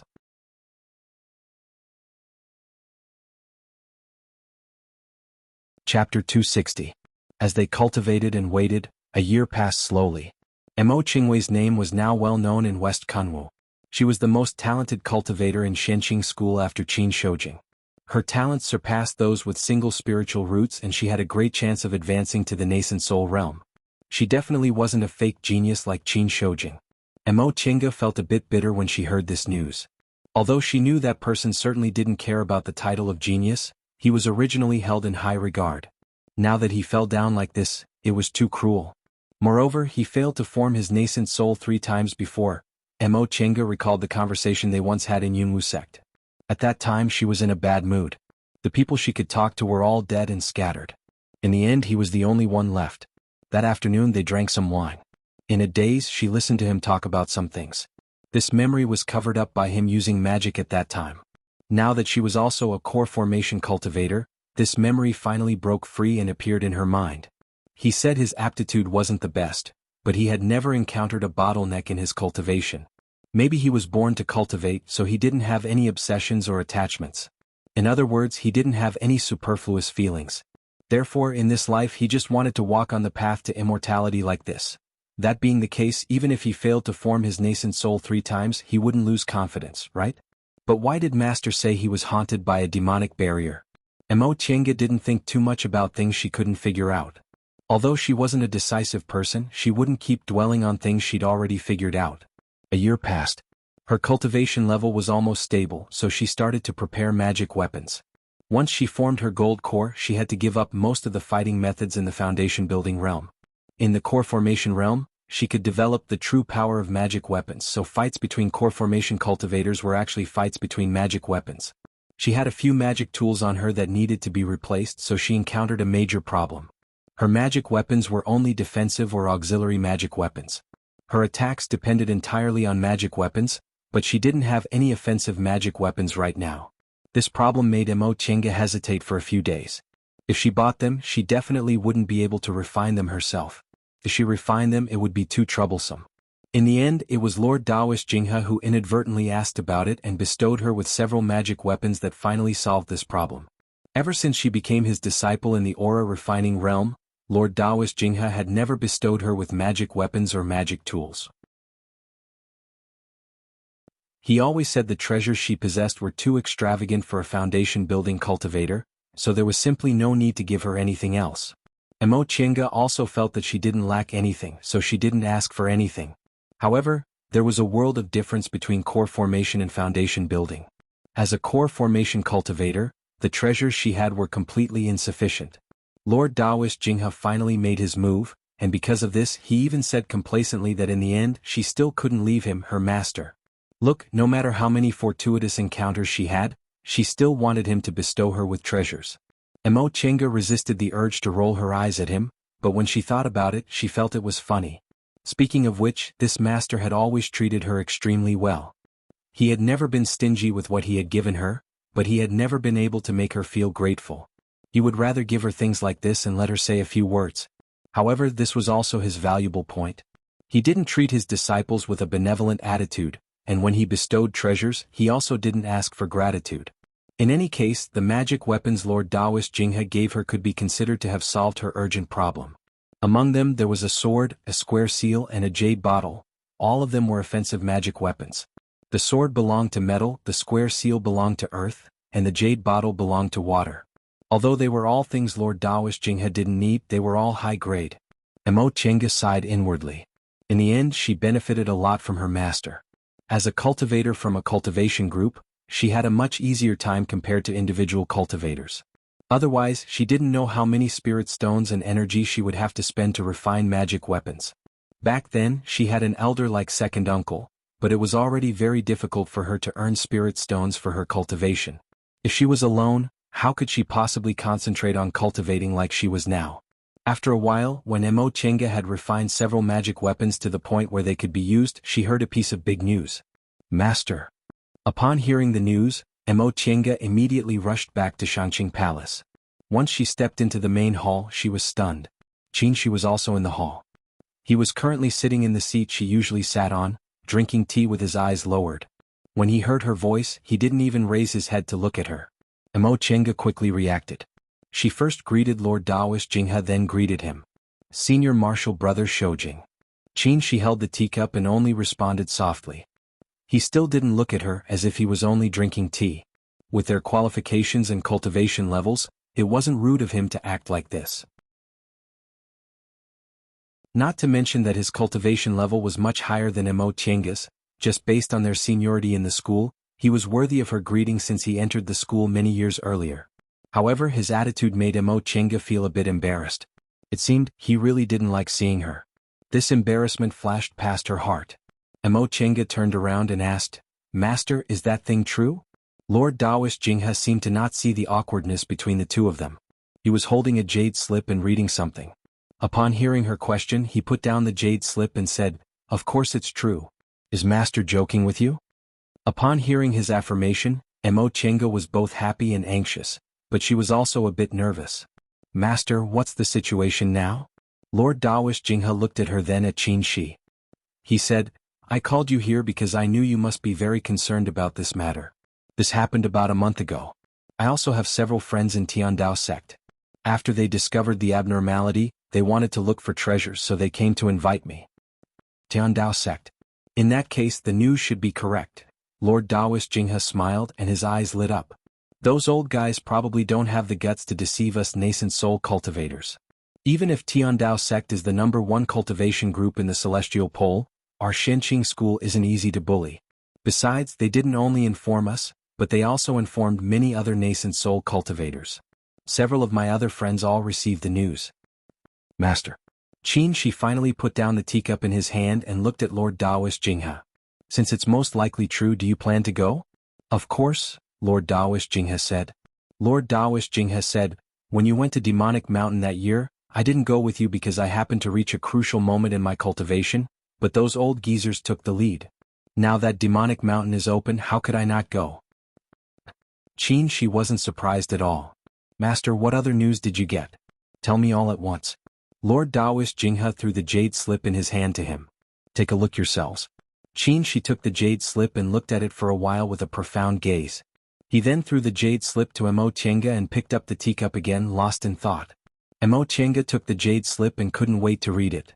This jade slip was a communication jade slip from a nascent soul cultivator named Daoist Haifeng from Tiandao sect to Lord Daoist Jinghe. The content was very simple. It told Lord Daoist Jinghe that the restrictions on Demonic Mountain had weakened and would open soon, and he invited him to go with him. Tiandao sect was close to Demonic Mountain and fought against the Devil Path. These days they found that the restrictions on Demonic Mountain showed signs of loosening. According to past experience, the restrictions in some places continued to weaken, and after 6 months to a year, entrances would appear. Reportedly, Demonic Mountain was the battlefield of the Great War between immortals and devils in ancient times. As far back as millions of years ago and as far back as hundreds of thousands of years ago, there were the remains of many cultivators and devil cultivators. If they could find a few of those treasures, they'd be incredible in the current era. Moreover, Demonic Mountain's terrain was special. Not to mention the whole celestial pole, it was probably impossible to find such a special place in the whole world. There were some special spiritual objects that couldn't be found anywhere else. Therefore, every time the restrictions on Demonic Mountain weakened, countless cultivators would rush to Mount Yuheng of Tiandao sect, wanting to get a share of the loot. Of course, it was very dangerous there. The last time the restrictions weakened was about 80 or 90 years ago. Most of the people who entered Demonic Mountain died, and Mo Chenga's father Yi Hai was one of them. Although it was so dangerous, people in the whole celestial pole still flocked to it like ducks. Demonic Mountain's restrictions simply didn't have any rules when they weakened. It might not happen even once in several hundred years. Not to mention aura refining and foundation building cultivators, even core formation cultivators might not encounter it even once in their entire lives. In contrast to the huge risks, there were huge fated chances. It was said that Master Song Feng, the first late nascent soul cultivator in the celestial pole, obtained a lot of treasures on Demonic Mountain and was able to cultivate a strange and invincible cultivation technique. But apart from Master Song Feng, almost no one would enter Demonic Mountain alone. Because if they wanted to enter safely, they had to be very familiar with the formations and restrictions, and they also had to have a strong fighting ability. None of these things could be possessed by one person. Demonic Mountain was really too big. Even if tens of thousands of people went in, it might still be very difficult to meet them, let alone several thousand people. Therefore, every time the restriction on Heavenly Devil Mountain weakened, Tiandao sect's cultivators would invite their friends to explore it instead of their own sect directly taking care of it. Of course, Tiandao sect was established next to Demonic Mountain to confront the Devil Path, so Demonic Mountain was like their back garden. If others wanted to go in, they had to give them some benefits. After Mo Chenga finished reading, she returned the jade slip to Lord Daoist Jinghe and lowered her head in contemplation. Lord Daoist Jinghe would definitely go. Ever since Mo Chenga worshipped him as her master, he had already reached the peak of the middle stage of the nascent soul realm, but he hadn't had a fated chance to break through to the late stage.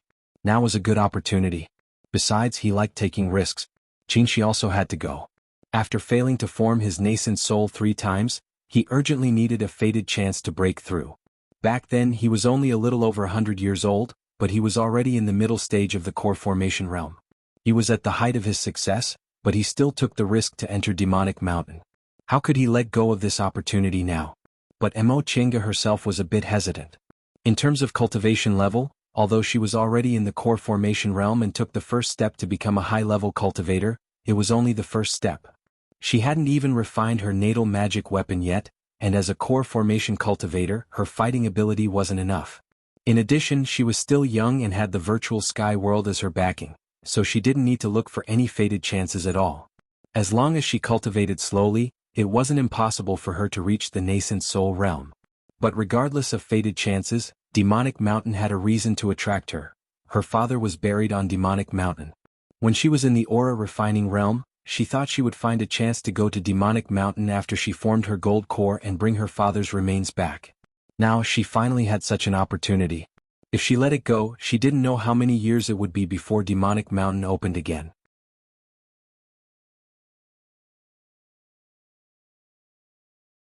Chapter 261. After thinking for a while, Mo Chenga made up her mind. She looked up and said, "Master, I want to go." Lord Daoist Jinghe wasn't surprised at all.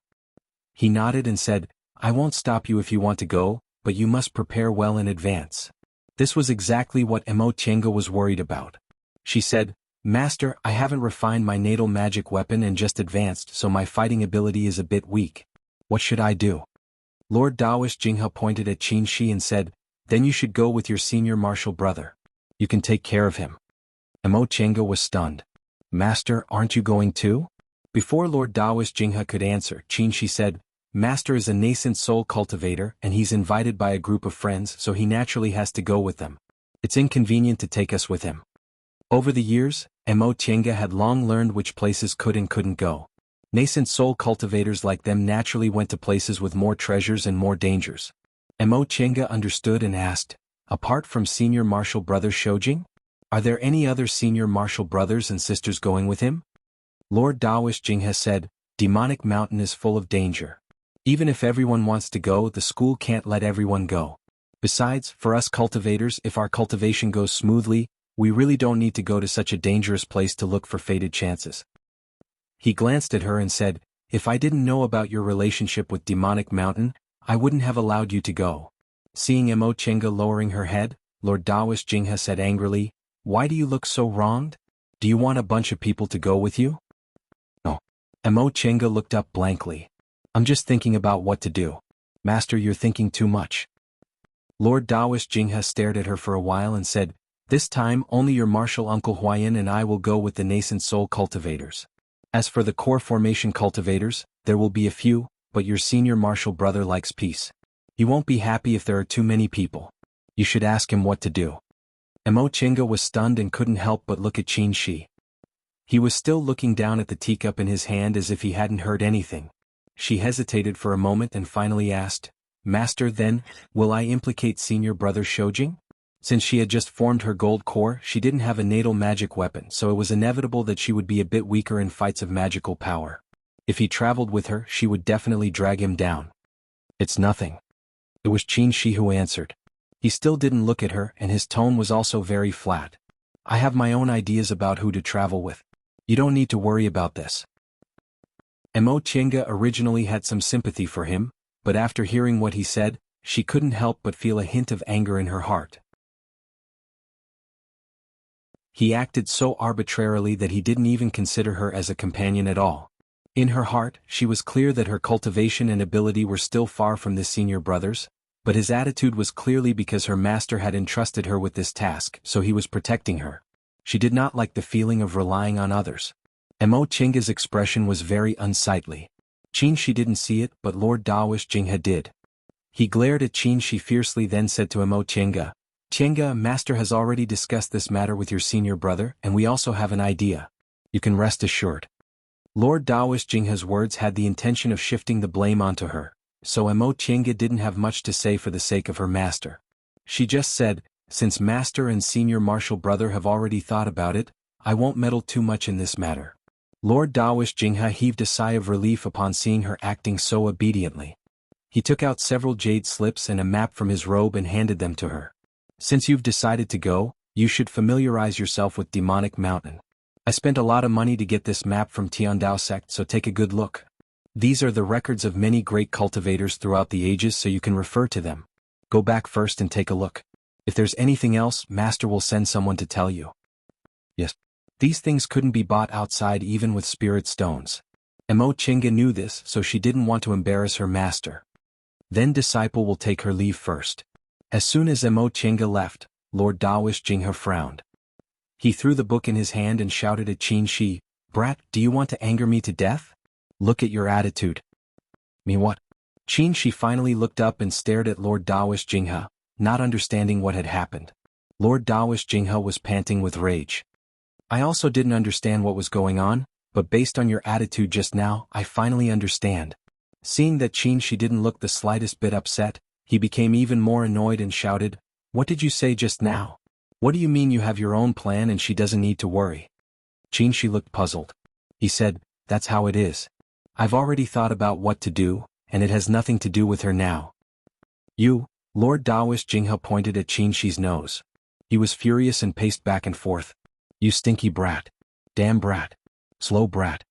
After cursing him for a while, Lord Dawish Jingha sat back down, drank a cup of tea and calmed himself down. I originally didn't understand why you two were so stubborn and refused to explain. It turns out it's all because of your attitude. What about me? Qin Shi was baffled by Lord Dawish Jingha's accusation. He felt unhappy and turned his head away. You still haven't done anything? Lord Dawish Jingha raised his voice and glared at him for a while. Don't you think you underestimated her too much? Do you think you have to take responsibility for everything because your cultivation level is higher than hers? Qin Shi was stunned. He said, Isn't that the case? My cultivation level is higher than hers and I'm a man. Shouldn't I protect her? Lord Dawish Jingha was speechless for a while. After pondering for a while, he suddenly thought it was very interesting and couldn't help but laugh. His momentary anger and momentary laughter made Qinshi even more confused. "Master, are you crazy?" Lord Daoist Jinghe held back his laughter and asked. "I remember there was no difference between men and women in your eyes before. Even if you traveled with female cultivators, you didn't want to protect them, did you?" Qinshi frowned and said, "They're not related to me. Since we're traveling together for the same purpose, of course we're equal. Why should I do more?" Lord Daoist Jinghe laughed even more happily. "But you think you should protect her. That's natural. Not to mention anything else, if he loved someone he would naturally want to protect her." Lord Daoist Jinghe's expression turned serious. "But she doesn't think so." Qinshi was stunned. "Master, what do you mean?" Therefore, Lord Daoist Jinghe once again became a gossipy old woman for the sake of his disciple's life. "Think about it. You think you're protecting her, but what does she think? She's formed her gold core and is finally in the same realm as you, but you still don't treat her as an equal cultivator and take responsibility for everything as if she can't do anything well." Seeing that Qinshi was about to speak, Lord Daoist Jinghe reached out to stop him. "Let me finish. Ask yourself, have you ever looked down on her?" Qinshi pondered for a while, then said, I know she's extraordinarily talented and decisive. If she was a cultivator of the same age as me, she definitely wouldn't be inferior to me. But she hasn't grown enough, so I should naturally protect her more. Besides, it's precisely because she grew very fast that I have to be ahead of her." Lord Daoist Jinghe was very satisfied with this answer. "Child, you're already 200 years old, but you're still so muddle-headed. Fine, Master will tell you what's going on. You think you're a man and you should be stronger than her to protect her, but it's precisely because of this mentality that Tiange feels you're looking down on her and you think she's useless. Don't you know that? She's strong-willed, so how could she accept you looking down on her?" His words made Qinshi break out in a cold sweat. He didn't dare to say that he indeed looked down on her in the beginning. If he said it, Master would definitely beat him. But when he realized this mentality, he tried hard to abandon it, so he thought that if the two of them were already in the nascent soul realm, they wouldn't have this kind of obstacle anymore. But in any case, even if they were cultivators in the same realm and Tiange had grown to the point where she could stand shoulder to shoulder with him, he felt he was a man, so he should stand in front of her, not to look down on her, but because of his self-esteem as a man, he should at least do something for her. His expression was gloomy and his heart was in turmoil. After a long time, Qinshi finally said, "Master, what you said isn't the main reason. She doesn't have me in her heart, so what if she feels good? I don't ask for anything. I just want to form my nascent soul and wait. Maybe." Lord Daoist Jinghe was exasperated at his failure to meet his expectations. He glared at him and shouted, "Are you stupid? If you don't give her a good feeling, her favorable impression of you will naturally decrease. If it decreases too much, of course she won't like you anymore. I don't care if you want to wait slowly, but if this kind of bad feeling keeps piling up, she'll be prejudiced against you in the end. Even if she knows it's a misunderstanding, it'll be hard for her to accept you. Do you understand?" Qinshi somewhat understood, but he was also a bit confused. He thought for a long time, and his eyes became even more bewildered. "Master, how do you know so much? Haven't you never performed dual cultivation before?" Lord Daoist Jinghe didn't expect him to suddenly say that, so he was stunned for a moment. Soon, his face flushed and he shouted embarrassedly, "I'm almost 1,000 years old. What haven't I seen? You're making a fuss out of nothing." Qinshi didn't ask again. He lowered his head and thought for a long time, but in the end he still shook his head. "I still don't understand." "Then you should understand." Lord Daoist Jinghe glared at him. "Why do I have two disciples like you? It's such a mess that I'm worried." After his anger subsided, he leaned closer to Qinshi and said, "Hey, I'm telling you, this is a good opportunity. If there's any misunderstanding between the two of you, it'd be best if you can clarify it. For a silly brat like you who doesn't understand the affairs of the heart, if you don't understand something, you should just ask. Little lovers are like this, even if they have something to say, they won't say it out loud. It's really troublesome."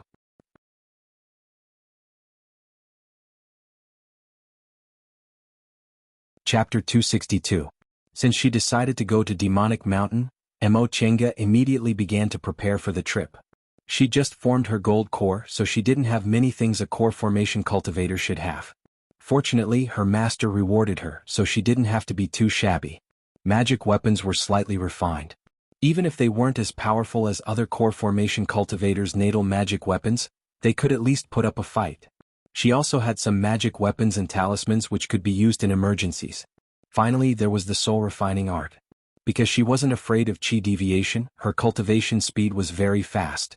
Once she successfully formed her gold core, she automatically advanced to the third layer. The first layer of the soul refining art made her divine sense materialize and attack. The second layer weakened the spiritual aura pressure from high-level cultivators. The third layer strengthened her divine sense to a certain extent, and the spiritual aura pressure she emitted could even surpass her own cultivation level. In other words, she was only an early-stage core formation cultivator now. Once she emitted her spiritual aura pressure, she could make others think she was a middle-stage core formation cultivator or even a late-stage core formation cultivator. In addition, Mo Chinga carefully studied the map and information Lord Daoist Jinghe gave her. The terrain of Demonic Mountain was very special. Millions of years ago in the distant past era, immortals and devils fought here. Millions of years later, the Righteous Path and Devil Path fought on Demonic Mountain again.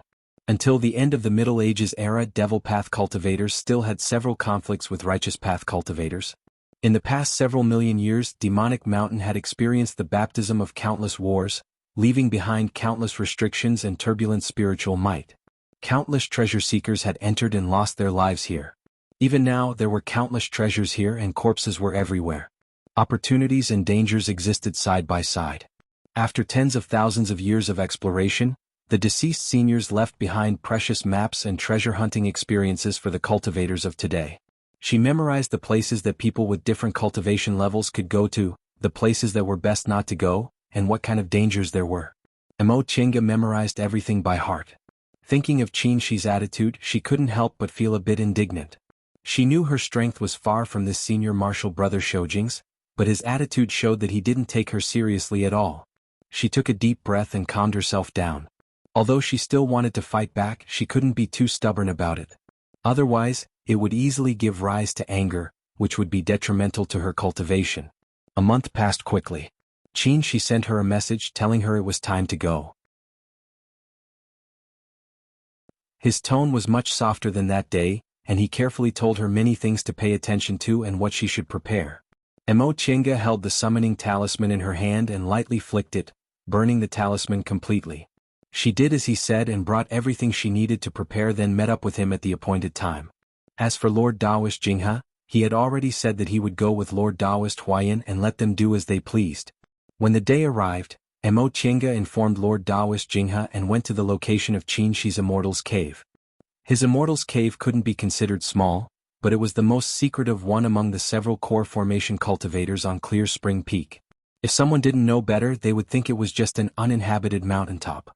Who to that behind was to a mountain was a core mountain.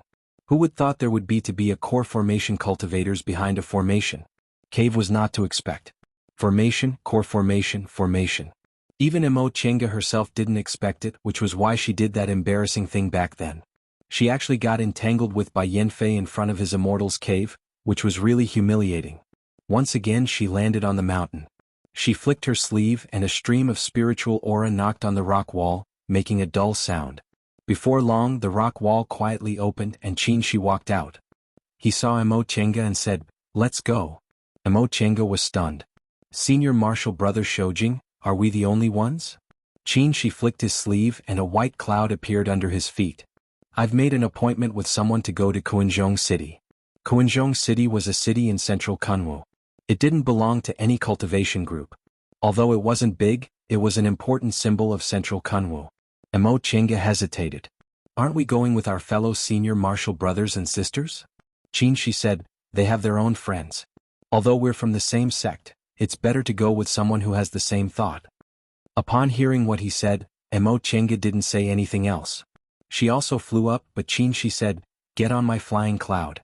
You can save some spiritual aura. Flying didn't require a lot of spiritual aura, but since he expressed goodwill, she had no reason to refuse. She landed on his flying cloud and soared into the sky in an instant. The speed of this flying cloud was really amazing. Mo Chinga thought to herself that even if she flew at full speed with her cloud-treading boots, she wouldn't necessarily be able to reach this speed. Of course, this was also because her cultivation level wasn't high enough. Presumably with his cultivation level, the speed of her cloud-treading boots wouldn't be inferior to his. The two of them flew out of Xianqing School's great mountain protecting formation. In an instant they were far away on Mount Taikang. The speed of a core formation cultivator flying at full speed really couldn't be underestimated, especially when this flying cloud was clearly a top-notch flying magic weapon. Several days later, the two of them arrived at Kuanzhong City in central Kunwu. This wasn't Emo Chinga's first time in Kuanzhong City. Back when she wandered around with second uncle, she also came to this city and lived here for a while. This city wasn't big, but people came and went. It was the most prosperous cultivation city in Kunwu. It was said that in the beginning, this city was established by several individual cultivators with great divine power. At first, it was just a large market square for individual cultivators to do business. Who would have thought that it would grow bigger and bigger, and in the end, it would become a symbol of central Kunwu. Because this city didn't have any big force behind it, it had always been maintained by individual cultivators with great divine abilities. They didn't compete for territory, so the big cultivation groups didn't bother too much. Over time, it became a city of trade. Due to the tacit consent of the big cultivation groups, Kuanzhong City became the largest neutral land in Kunwu. On the way, the two of them didn't talk and just hurried on with their journey. Emo Chinga didn't have much to say, and Qinshi also didn't seem to want to talk. It wasn't until they landed at the gate of Kuanzhong City that Qinshi said, "Junior Marshal Sister Qingwei, these old friends of mine are generally trustworthy, but their characters are a bit strange. If you find anything strange, don't mention it in front of me, just ask me in secret." Emo Chinga was stunned. She still wasn't used to her Taoist name, and she was even more unaccustomed to Qinshi calling her that. But she quickly regained her composure and nodded. "I understand." As soon as they entered Kuanzhong City, they saw cultivators everywhere. The two of them were both core formation cultivators, wore Xianqing School's Taoist robes, and they were both very young, so they attracted a lot of people's attention as soon as they entered the city. With core formation cultivators here, aura refining cultivators naturally didn't dare to approach them. Even foundation building cultivators stood on the side, waiting for them to pass. This was the first time Emo Chenga felt the aloof feeling of a high-level cultivator, so she felt a bit uncomfortable. Qin Shi, however, didn't feel anything. He just led her all the way into the city. This kind of rubbing shoulders made Emo Chenga feel very uncomfortable. The soul-refining art she practiced strengthened her divine sense, and spreading out divine sense was a cultivator's subconscious behavior. In the city, her divine sense was very messy, making her feel very uncomfortable. It was just like people with good hearing would feel more uncomfortable than ordinary people in noisy places. Qin Shi suddenly turned around and asked, "What's wrong with you?" Emo Chenga didn't expect he would notice her abnormality. She was stunned for a moment before she shook her head. "There are too many people." Qin Shi's gaze flickered and he said, "If something happens, I'll warn you. You should withdraw your divine sense for the time being." Emo Chenga hesitated for a moment before she nodded. She wasn't strong enough now, so it was useless to force herself. It'd be better to save some strength and use it at a critical moment. Seeing that she did as she was told, Qin Shi turned around and continued to lead the way. Before long they entered a restaurant. He refused the mortal waiter's greeting and went up to the third floor with familiarity. After making several turns, he stopped in front of a door. The door hadn't been opened, but Emo Chenga already heard voices coming from inside. It was a sweet woman's voice. "Two people. Ole, you've lost. Hand over the things." Soon after, a voice as loud as a bell rang out. "Damn it. Phone woman, you're not cheating, are you? Hey, if you're willing to bet, you're willing to accept your loss. Ole, are you going to hand it over or not? Hand it over." The voice was extremely depressed, but it was very straightforward. However, it soon muttered, "I won't bet with you in the future. Woman, you must be cheating." Qin Shi pushed the door open. "What are you betting on this time?" His voice was obviously cold, but Emo Chenga felt it was a bit more real. Upon seeing him coming in, the voices inside immediately stopped. Soon after, a burst of fragrance assaulted their noses. It was a beautiful woman in pink, like a peach blossom blooming in early spring. She threw herself at Qin Shi and called out in a sweet voice, "Aya! You damned enemy! What took you so long?" Qin Shi shook his sleeve, sending out a wisp of spiritual aura to isolate the fragrance. He frowned and said, "Don't talk nonsense." After being coldly reprimanded by him, the woman stood several dozen feet away. Her eyes were rolling as she stared at Emo Chenga, who followed him inside. She immediately complained coquettishly, "Humph! Forgetting your old love when you have a new one. You're heartless. Enough. Madame Feng, I'm not in the mood to talk nonsense with you today. After he finished speaking, She walked to the other side of the room with a sullen expression. The woman blinked and asked a bald fat man not far from them, "What's wrong with you today? You can't even take a joke?" The bald fat man, who was holding a wine jar, glanced at Mo Chenga, who was following behind him with her head lowered. He said, "Why don't you take a look?" This time he brought people with him. How could he let you casually joke around? The woman said, "I used to joke around casually, but I've never seen him take it seriously." There were 4 people in this room. The woman who entered the room, the bald fat man behind her, a middle-aged Taoist and a skinny old man.